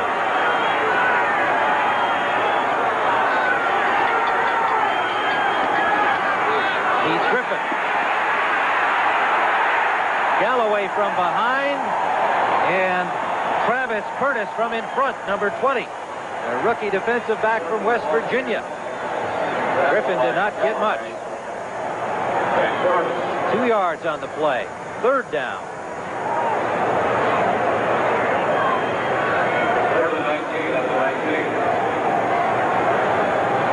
They need 19 as time winds down here in the third quarter. The Cardinals can't make a mistake here. They can't give up a cheap touchdown to the Redskins on 3rd and 19. At best, they're going to have to make them settle for a field goal attempt.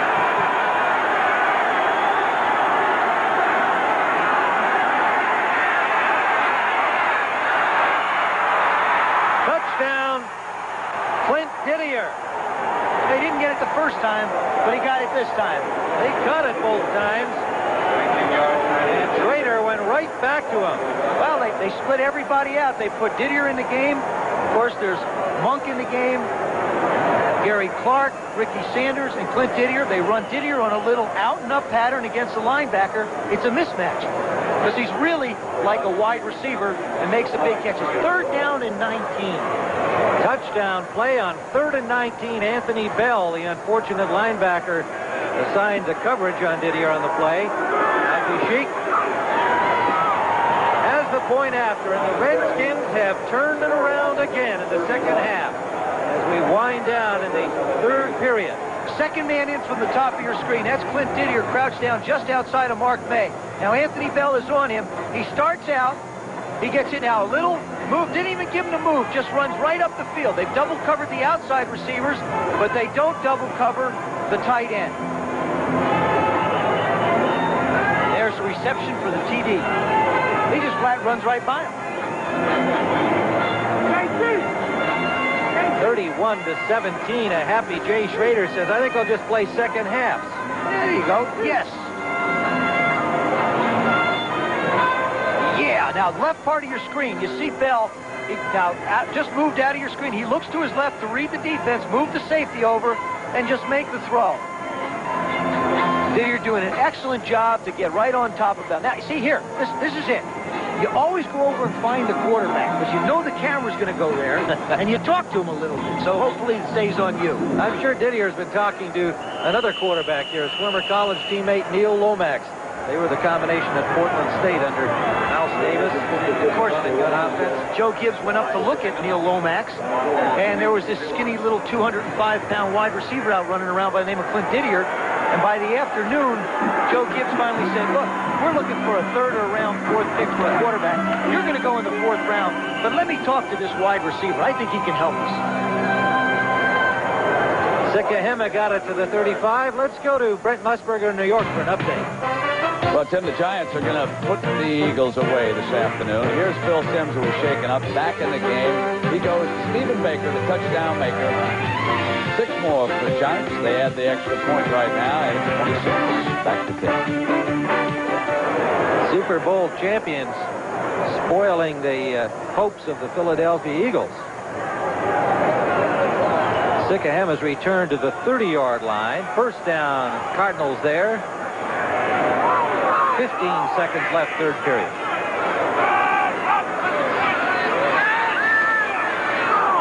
For Green, he's got it. No, it's incomplete.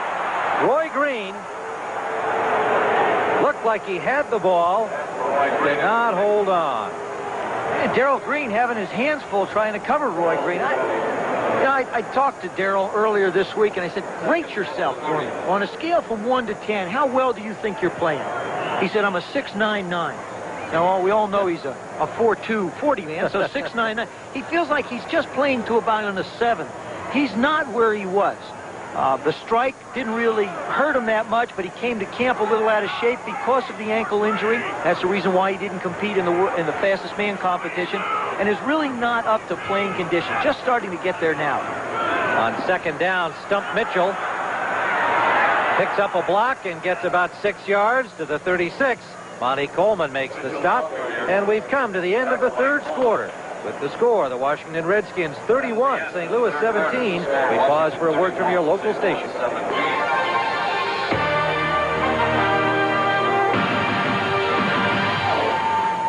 Football League is sponsored by Honda, maker of the Accord LXI 4-door sedan. McDonald's, it's a good time for the great taste of McDonald's.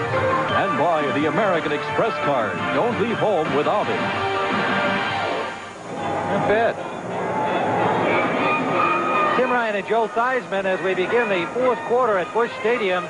The Redskins with 3 third-quarter touchdowns have come from behind to take the lead against the Cardinals 31-17. However, as you can see, fourth quarter is where St. Louis lives. Look at these numbers they've racked up in 3 games. In the Dallas game, 21 points in the final 2 minutes. Third down and about 4. Complete to J.T. Smith. Shakes loose from one man and moves to the 47-yard line of Washington. Monty Coleman and Todd Bowles pull him down. Well, the Iron Horse making a big play. That time Dennis Woodbury in coverage. They come up. The Redskins fake the blitz. There's Monty Coleman. Now he's just in man-to-man coverage on Sikahema. Lomax reads the coverage. Smith pushes him up the field. Oh, but it's going to be brought back because of an illegal formation. Troy Johnson, the culprit, and again, if there's been a story of the game for St. Louis, it's that most of the good things they've accomplished have been wiped out by mistakes. Well, we saw it earlier in the third quarter. They'd stopped the Redskins on third down, close, backed up in their own territory, wound up with a penalty, gave them new life.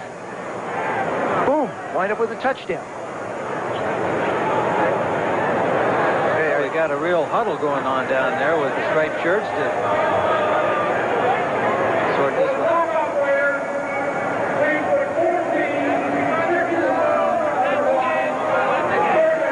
Third time the clock operator has been notified. They want to take the clock back up. It was at 14:36, so they've given back 15 more seconds. Cardinals going to have to look into a new clock operator. Try putting him on waivers. That's, you got to be careful. Third down and 9. Penalty against Troy Johnson. So again, Lomax being put in a spot here where he's got to come up with a big play. And now time becoming a factor as they trail 31-17. Cardinals have to keep the football, but the defensive surge of the Redskins, their 5th sack, dropping Lomax at the 21-yard line. Oh, boy, you could hear that woof when he got hit. That's Alvin Walton coming in from the left side, just like a little small freight train. Lomax turned around, wanting to see what hit him.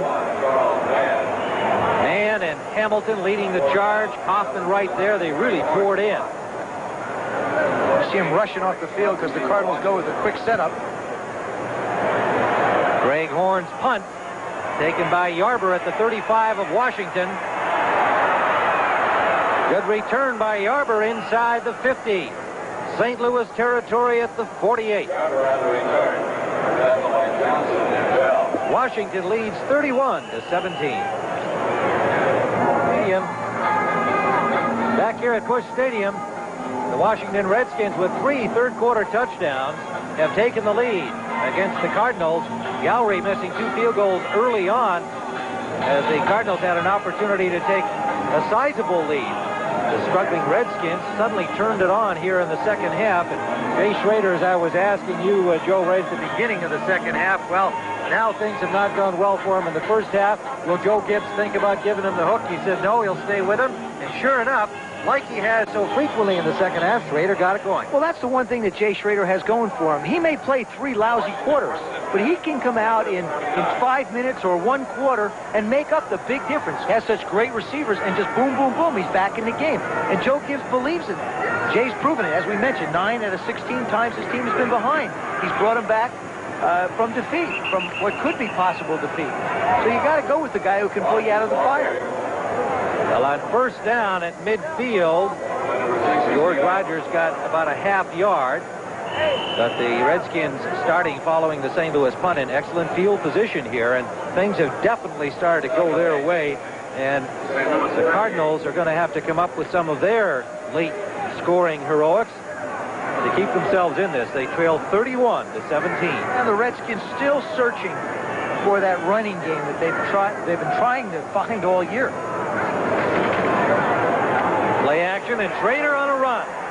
Get out of bounds. See, he's maturing very fast, very fast. Take what you get and get out of bounds. 34-yard line. There's one quarterback telling another how to protect himself. That's right. You want to stay in the game. Doug Williams found out if you don't play, the other guy may come in and do a good job, and then it makes it tough to get back in. Green Bay giving San Francisco a handful.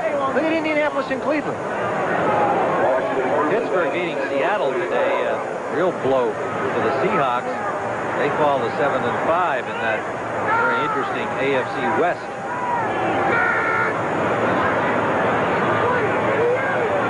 From the 35-yard line on first down, long count by Schrader. That was an audible. And Rogers dropped behind the line of scrimmage. He might have thought about going to another play after he saw the results of that one. Leonard Smith was blitzing, and he ran right into Rogers when he got the ball. What kind of a force is Joe Jacoby? There he is, second in from the left part of your screen. He is one big man. There he comes around the corner, and he says, who should I hit? Let me hit somebody. Let me hit, no, wait, hold it. I'm 315 pounds, I'm 6'6", and I couldn't find anybody to hit. You would think a big guy like that would fall into something. Gotta be kidding. Second down and 12 on the loss. Keith Griffin dives for about 4 yards. It'll leave 3rd and 9. Leonard Smith put the hit on him. That's the final score. We mentioned Pittsburgh over Seattle, and damaging blow to the Seahawks. Well, I really believe they're still reeling from their last week's defeat to the Raiders. The Raiders had not been playing well. Bo Jackson just came in and did a number on them, and it's going to dampen their playoff hopes. You can see Griffin favoring his Charlie horse. He took a shot there from Leonard Smith, and he is sore. Now remember, Kelvin Bryant is out of this game with injuries. He is their only real third down back, so he's got to go. 3rd down and 8. Schrader, and it's intercepted. Intended for Didier. Picked off by Travis Curtis. Curtis returns to the 36-yard line of St. Louis. The rookie makes his 4th interception, and he leads the Cardinals in that category. You'll see Jay Schrader going back in the pocket. Now, he said he has to really step forward and fire the ball if he's throwing comfortably. He throws that one and just doesn't really get a lot into it. He just goes up on his toe, but really doesn't come forward and throw the ball like he's capable of throwing. Now, Travis Curtis, he's from Potomac, Maryland, so that's a big play for him. Playing in front of what would be fans when he was young. There's some folks from Potomac looking in today, watching the mighty Redskins here. The pass intended for the tight end Novacek, off target, and second down. And an injury report on Art Monk. That's him huddled up over there. A sprained right knee. Will not be back in this game. And obviously a key loss. Well, somebody it is. like Monk. They can ill afford a loss at the wide receiver position because with the problems they've had at running back, with Rodgers not playing, Kelvin Bryant in and out, they've had to carry 5 running backs. Normally teams will carry 4 running backs, 5 wide receivers. Redskins are only carrying 4 wide receivers, so it makes them very thin at that position. On second down, Lomax. That's complete to Roy Green to the 49-yard line of St. Louis. Hit there by Rich Malott. And the cornerback, Holloway. There you see the clock. You've got to be aware of what's going on the field. Lomax, of course, has performed his miracles the last few weeks in the fourth quarter. I said cornerback Holloway. I meant Darrell Green, of course, number 28. I knew that. For Washington. We knew that. No problem. No reason to Down explain. to 49. Some Redskins fans might have missed a defensive pickup there. That's off the hands of the tight end Ewald. That's what's known as a look of frustration. He says, "Come on, catch the ball." That's what he said to him right there. Robert Ewald's been catching most of them out of San Diego State. Has not dropped many. Number 3 pick this year. Brought the tight end back into the Cardinals offense. Of course, another San Diego State tight end, Donnie Warren, playing for the Redskins. The drops have affected both of the quarterbacks in this game this afternoon. Schrader back in the first half. Since then, they've been catching them for him. Little drop play to Wolfley, and Wolfley nowhere to go.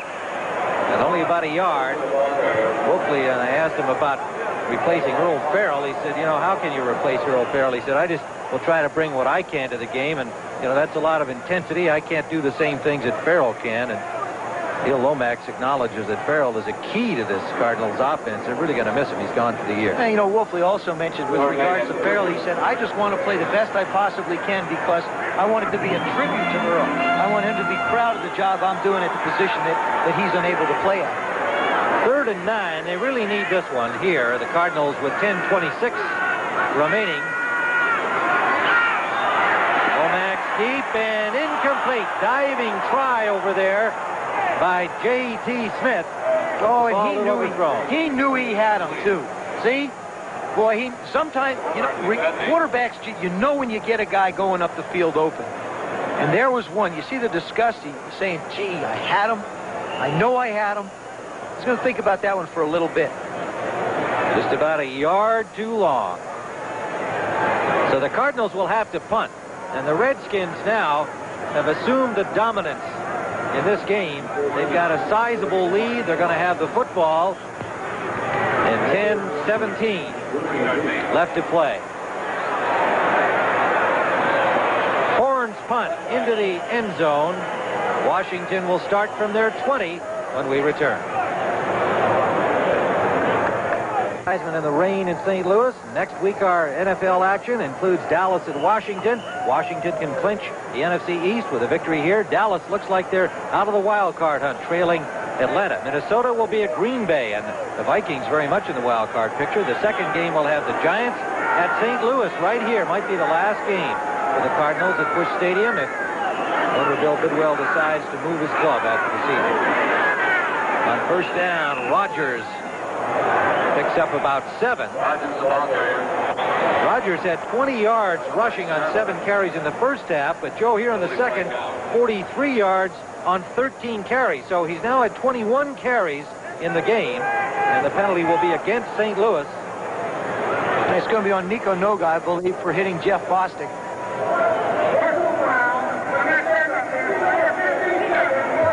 Well, that's what happens when you get a middle linebacker and a center going at it. Sometimes some feelings, but you see on the right of your screen, 53, Jeff Bostic going up against Nico Noga.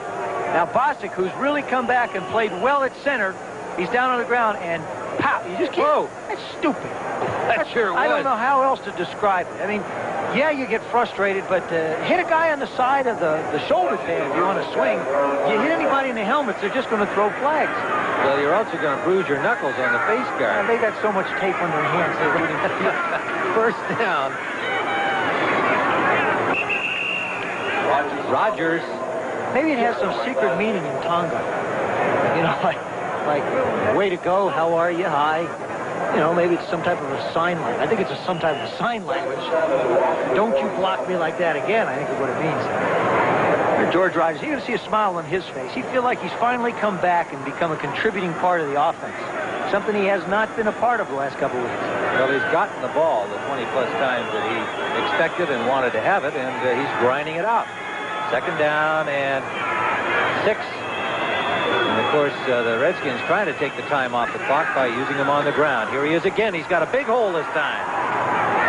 Now, that is the kind of running that Rogers can do if you give him a little room to operate. Well, also, you know, you got Freddie Joe Nunn, who's at 255. Mark May, who's listed at 295, is probably closer to 300. And as the game goes on, the guy that weighs 30 or 40 pounds more than the other fella is going to become more dominant. You got May at let's say 300. You got Philliman at 272 going up against Claspy, who's 260, and Nunn, who's 260. So, I mean, just as the game goes on, they're going to wear them down. First down from the 42-yard line of the Cardinals. Rogers again, this time only a couple. Got near the 40-yard line. I asked Rogers last night about the comment made by Don Bro, the running backs coach, that George is a step slower, and he said, well, it didn't bother me too much. He said, hey, I was never a burner. You know, I never thought of myself as an absolute speed type. But he said, I can run fast enough. I just have to get the ball. They all say that, and yeah, understand it. Every running back feels they've got to develop a rhythm. You can't carry it 8-9 times a game and really crank it up. And there's Keith Griffin on the sideline. Now, he's got a strained back, and he won't return. So the injuries continue for the Redskins. Nearly picked off. Intended for Sanders. Leonard Smith, number 45, knocked it away. Well, the Redskins are doing everything they can to let the Cardinals back into the ballgame. They've had control. Same position on the field before, threw an interception. Now Schrader just makes a bad throw. I mean, if the ball is thrown behind Ricky Sanders, Leonard Smith picks that off. I'll tell you something. He's gone. That's a 60-plus yarder. Put that one in the bank. They run a little crossing pattern, and he just flat throws the ball bad. So it leaves third down and 9. The time against the Cardinals. They're down 31-17. They've got to stop the Redskins here and make something happen if they've got any chance to get back in there. Schrader will run it.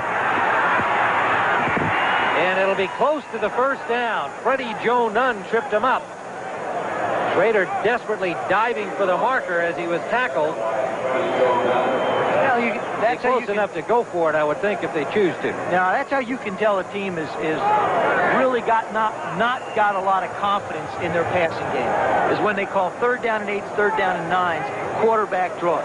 Yes, he wants to keep the clock running. Sure, they want to keep the Cardinal offense off the field, but you still got to be able to complete that pass if you've got any kind of confidence in your passing game. Redskins still struggling offensively. Had it not been for one big catch by Ricky Sanders, 50-plus yard completion, touchdown pass to Gary Clark, their offense still would be struggling. They've got fourth down and a yard, and Schrader calls timeout. And he will discuss this situation. They do not have the kicking unit on the field, obviously. He's going over to talk to Joe Gibbs. 6:37 remains. Washington 31-17. Wide receiver Jerry Rice and quarterback Joe Montana. The 1987 season has been among the best of times. This touchdown tandem has combined to make life miserable for some of the NFL's best defensive backs. Thanks to each other, Rice and Montana lead the NFL in touchdown receptions and TD passes, respectively. Teammates Jerry Rice and Joe Montana, making each other the best they can be. Fourth down and a yard after the discussion. Redskins are going for it. The 33-yard line of St. Louis. Schrader will run it. Hit right at the line of scrimmage, but it looks like he has it. Lonnie Young got the lick on him, but they have marked it a first down, Washington. Well, the Redskins deciding that they don't want to take a chance on a handoff. They want the guy who takes the snap from the center to hang on to the ball and let him run with it. Well, but you're talking about they didn't have confidence in their passing game on the last down. How about not having confidence in your running game on that down? I'll be honest with you, I don't think they have a lot of confidence in the way the offense has performed. It's just come up with some big plays, but has really not shown much consistency. A fumble by the Cardinals deep in their own end. They get a score in close, a couple of big plays, but nothing really consistent. No play after play after play, pass after pass drives. They've got a first down with 5:44, and Rodgers takes it inside for about 3. The Redskins are still on the verge of clinching the NFC East despite their spotty play. Look at Indianapolis over Cleveland, and who would believe, you got to count in the strike games, I realize, but Indianapolis 7-5, that's as good a record as Cleveland's. One of the teams that people were talking about as a Super Bowl team, the Browns, at 7-5. And that trade really made the difference in that football team. Eric Dickerson playing indoors in a very constant climate, I think has given him a running game that is one to be reckoned with. Second down and a long 7, we'll call it. There's Rodgers again, grinding it over the 25-yard line to the 24. Anthony Bell made the stop.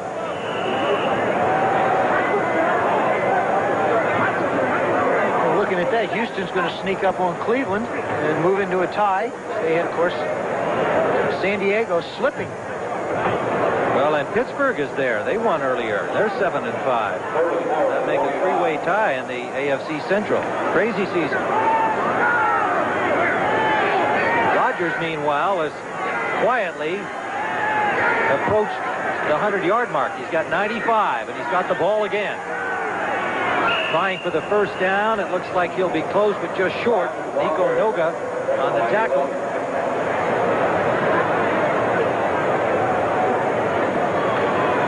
Nico convinced that his younger brother Al is going to be an outstanding pro. He's a defensive tackle. He's about twice as big as I am. Noga goes 235. Yeah, but I'll tell you, I don't think he has the, his arms aren't twice as big. No. I mean, that man has got a set of biceps on him that just don't quit. Time in the weight room for Nico, and it's paid off. Now they stopped him short by about a yard, and that brings out Ali Haji Sheikh. He'll spot the ball at the 30-yard line. 40-yard attempt, Schrader will hold.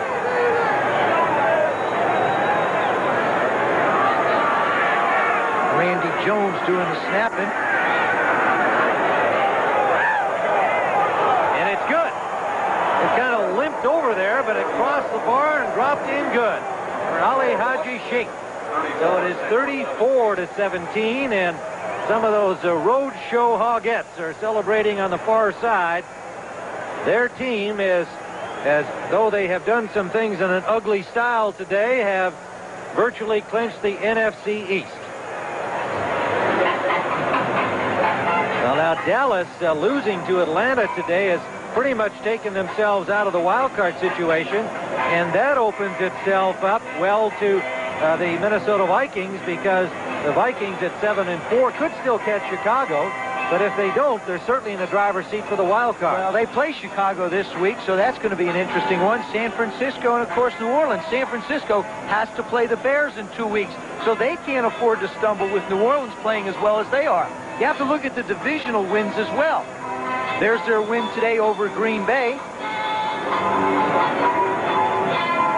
So New Orleans and Minnesota, like we said, you've got Minnesota sitting in good shape now, as are the Saints. And St. Louis, well, things don't look too good for them. Well, Philadelphia losing, of course, against New York. Dallas lost. St. Louis looks like in less than 3 minutes and 43 seconds they can tie this up and take it into overtime. May lose here today. So it looks like your wild card teams may be set. What becomes very important to the Redskins now is home field advantage. They can't afford to lose a game if Chicago continues to win, as well as San Francisco. Roderick Sargent had a little trouble picking the ball up, but then returned it very well for the Cardinals over the 45 to the 46, where Vernon Dean made the stop. this happens so often on kick returns. Everything is set up for timing, and when the running back fumbles the ball a little bit, it throws all the lanes off that the cover team has to cover. You see a big pile of people, and he just avoids the pile. Now Ali Haji Sheik again going to have to make another tackle, almost. Watch out. Don't get hit. Lomax, 18 of 32, 200 yards, but he will need some kind of heroics now with 3:31 on the clock. The short man is Wolfley. Wolfley dropped at the 50-yard line by Mel Kaufman.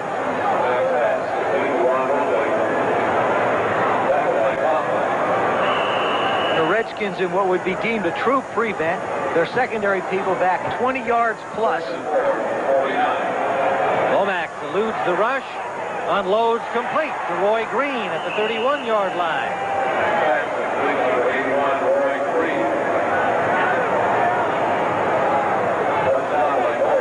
They can't back up too fast or too quickly. If they happen to turn the ball over, they can allow the Cardinals to sneak back in, as remote as it may sound. And that's complete to J.T. Smith inside the 15 to the 14. Well, that turnover on the kickoff early in the second half was the real big play for Washington in this game, and that really turned it around, the two quick touchdowns. That's right.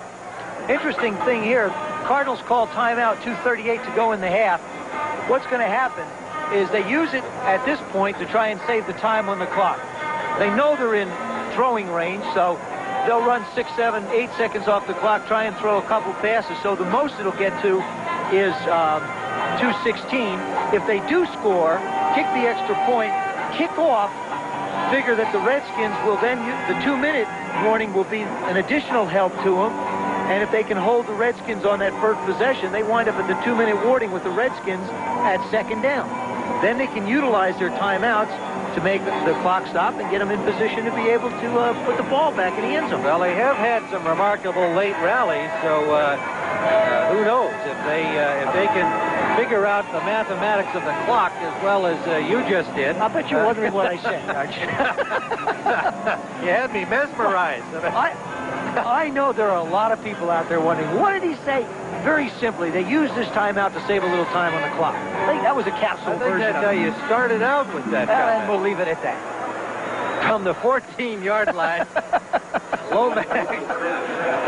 Lomax having saved the time on the clock. That's right. We'll now have a first down and a chance to make a quick strike here. And Dallas has lost to Atlanta, 21-10.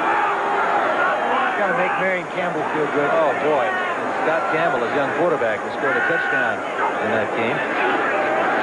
Lomax pumps once, and now going for Mitchell who makes a catch, and is he in? No, it's incomplete. No, it's a touchdown. Well, yes, it's a touchdown, St. Louis. Yeah, way over in the corner, the official was standing.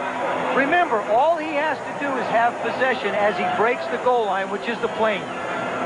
Well, I thought he was in, but it seemed to me the official was a little slow getting the arms up. Right next to Neil Lomax on his left side is Stump Mitchell. And he'll come out of the backfield. You see him come out of the backfield and circle around. Now he's one-on-one with the linebacker. Lomax pumps once. Now watch. He makes the catch. He's in the end zone. Touchdown. Yeah, well, the official is just on the edge of the screen. Just Can't see him outside. now. Was a little slow getting the arms up, but nonetheless, Mitchell, who has now made 2 tough touchdown catches. I think what they're going to do is they may review this. I think the officials may review this, and I wouldn't be surprised if they change the decision on this one. So they had to have possession. That's right, and that's the one thing that's going to be on the questioned. ground. No, even if he breaks the plane in the air, with the ball, it's in the end zone. I think he's already in the end zone. Well, right here, see, but does he have possession of the ball? Does he really ever have possession of the ball? That's what they're looking at. He only has to have it for a second. There's the official to the right of your screen making the call. Well, and he had a long look at that before he put his arms up signaling touchdown. And now we wait as Dixon Holman, the replay official, has a look at it. Well, let's face it, it'd be more fun if they count the touchdown. Absolutely. I mean, I'm telling you, 2:33 to go. I said, The Cardinals call that timeout to save time. I know Redskin fans that say, hey, we're not looking for fun, we're looking for a win. That's right. That's exactly right. If the touchdown counts, it's going to add a little more excitement. And all 100 people in the stadium are booing. Not all. A lot of these folks have left, and there weren't a lot to begin with today. It's very eerie to be in a stadium where there are not a lot of people. I got to be perfectly honest with you. It's the crowd really sets a tempo and can get into a game and really make a difference in the outcome. And you just don't have it when there aren't people. In a rainy, drizzly day, the Cardinals have had problems with attendance all season long. This is my problem with the instant replay.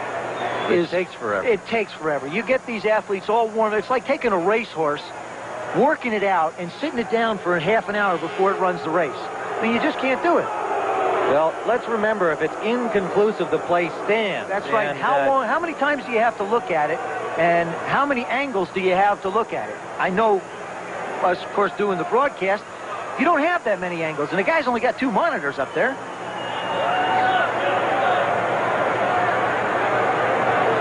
And they also know what we're saying, so that's good.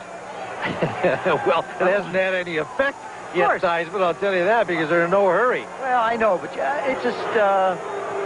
Now a final, San Francisco over Green Bay. And meanwhile, the Eagles have clawed back against the Giants. And there's a very important game, New Orleans against Tampa Bay. Of course, Tampa Bay in New Orleans. Tom Benson doing the Benson Boogie. And his football team boogieing right along with him. Well, you know, I just heard a fan, because you can hear about everything in here, there's so few of them, holler up a little complaint about CBS. And, this has nothing to do with us, as you know. We want a total disclaimer. We have nothing to do with this. The officials are looking at the series of replays they have at their disposal. This is ridiculous. From the pictures we provide to them, but... he's not talking to us on the phone, I can tell you that.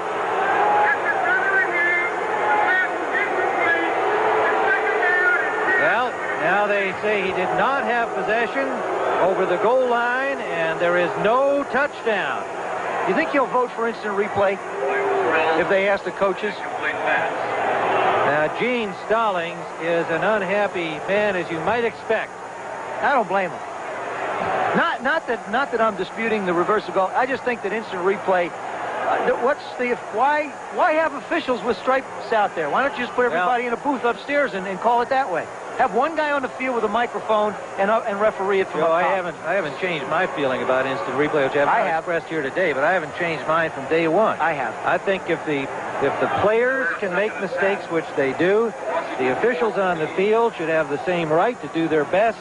And if they make a mistake, everybody lives with it, just as you do with a fumble or a dropped pass. It's been a great game for a lot of years under those circumstances. Leave it to the humans. In any event, second down. In and out of the hands of Wolfley, and will leave third down. Good pass by Neil Lomax. He's been plagued again. Both quarterbacks have not had their receivers hang on to the ball very well for him this afternoon. Now, the rain has come again here in the last, for about the last half hour or so in St. Louis. And so the conditions down there are not super, but they're running in dry footballs, trying to keep them that way as much as they can. It'll be third down, up inside the 15-yard line. Lomax standing on the pitcher's mound. Of course, Busch Stadium, the home of the St. Louis Cardinals. That one is tipped and knocked away, intended for Green. It was Mel Kaufman, who's had another bat today, knocking a ball away. Again, we talked about the fact that Lomax has hit a lot of underneath passes, crossing patterns to Green and J.T. Smith, as well as Stum Mitchell coming out of the backfield. So what Kaufman does is he starts a blitz. If his back blocks, he pulls up at the line of scrimmage, reads the quarterback's eyes, and jumps up. The pass is thrown low. Washington Redskins, as we indicated at the top, and the record would indicate, clearly a better team overall in terms of personnel than St. Louis. But they'll still have some questions to answer, despite having clinched the NFC East. Intended for Troy Johnson, knocked down in the end zone, and that'll be it for the Cardinals. Todd Bowles got a hand on it, and Neil Lomax leaving the field in disgust as he's unhappy at the turn of events and saw the touchdown, what he thought was a touchdown, Mitchell wiped out. Well, I feel sorry for the officials. They're out there on the field. They have to put up with all of the guff from the players and the questions from the coach. And it's not really their fault. Those men are trying to do the best job they possibly can. They make a decision, and it's technology that's screwing the whole thing up, not those guys with the striped shirts on. So the Redskins will have clinched the NFC East in 2 minutes and 18 seconds of playing time, and that's what they've got left. They're at home against Dallas next week. Rodgers stopped at the line of scrimmage by Bob Clasby. This is part of what I was trying to explain before. If the Cardinals had gotten that score, they come back out now, 2 minutes and 12 seconds. They call a timeout on the field to try and get a possession back. So that's, it doesn't play into the scenario they were hoping for because they didn't get any points on the board. Now you're in a desperation timeout situation for the Cardinals. Well, you got to just call them and stop them. And what they're going to be trying to do now is strip the ball away from any ball carrier, and it's probably going to be George Rodgers. So in the AFC, Indianapolis moving to 7-5 with their victory today. Buffalo and the Jets, and of course Indianapolis with a nice edge in the tiebreaker because they're 5-2 in divisional play. And they beat Cleveland today 9-7, and Cleveland fell to 7-5 and into a three-way tie if Houston wins because they're ahead in their game. So if they hang on to win, which it would appear they will, 33-11 over San Diego, we'll have a three-way tie in the AFC Central. And more importantly, a lot of people are thinking that Cleveland may be the best team in the AFC, so that's a big plus for Indianapolis. Seattle lost today, and San Diego was losing, so that whole thing gets tightened up again. And Denver at 7-3-1. That 5-0 mark in the division less significant for the Broncos because they've got that tie on their record. Yeah, but still, when you win 5, it works out pretty good. Yeah, you bet. 2nd and 9. And Rodgers running behind the left guard, plows his way. He's over the 100-yard mark today, and that's what he wanted. That's what Gibbs wanted from him. It took some time to crank it up, but he's at 105 yards on 29 carries. 2 minutes to play. Our telecast here, the NFL Today postgame show with scores and highlights from around the league. As we look at Louis Sharp on the sidelines, and they are in overtime now. The Eagles crawled back, clawed back, and now find themselves tied at 20 with the Giants. So the Eagles keeping their wild card playoff hopes alive. Certainly New Orleans, Chicago in that picture with them. 3rd down here, 2 minutes to play. Washington football and the big lead, 34-17. Rodgers. Lonnie Young trying to claw the ball away all the way up to the 50-yard line. Spent so much time trying to get the ball that Rodgers was able to keep his feet. Well, yeah, this is down at the 49. This is going to be the best rushing day that George Rodgers has had. Carried the ball 30 times against Buffalo for 125 yards. Now he had 29 carries going in, and with that pickup, he's at 134 yards. That's his best day. That's really what the Redskins have been looking for, is their big back, and he is the big back. He only had 20 yards in the first half. And at that point, we were saying, hey, the rushing game isn't here for the Redskins. But in the second half, a complete turnabout as the Cardinal defense broke down. Well, having the Redskins get the lead that they did has allowed them to get back to their running game. They seem to get it late in the games. They haven't gotten it early in the game, so they have an opportunity to be able to sit on the ball. Cardinals took the timeout here as they have one left. No, they just used up the last timeout. Joe Gibbs just taking a big, deep breath. Finally, Joe Bugle with a smile on his face on the left side. Washington should just plan on starting the game in the second half. Yeah, show up about, it's a 1 o'clock halfway game. Through. Show up about 2:30, right. and then hope they can, carry it on. I mean, that's really the way they play. That's Chuck Banker. You see, congratulating. There's not a very happy man in Gene Stallings. You know what I admire about this guy, though, the way he's handling this situation about the St. Louis Cardinals, whether they're going to be here or not next year. You ask him about how it's affected his team. He said, sure, it's a distraction, and people start wondering about selling homes and where they're going to relocate, if they relocate. But he will not point fingers or blame fans for not coming out. He says, hey, it's our job to go out there and entertain them as best we can, those folks that pay their money and come and see us play. And I think his attitude's been terrific. Of course, hardcore St. Louis fans hope we'll be watching the Cardinals here next year. And they very well may be. There's been no decision made on the part of the owner, Bill Bidwell, although he is talking to other cities. And we are in the final minute as the Redskins are trying to just use up the rest of this clock, and they have become the NFC East champions. It took them a little while to look like divisional champions in this game, but in the second half, 3 third-quarter touchdowns, and they've just run away from the Cardinals, and they moved to 9-3 on the season. Philadelphia in overtime against the Giants, trying to keep their wild card hopes alive.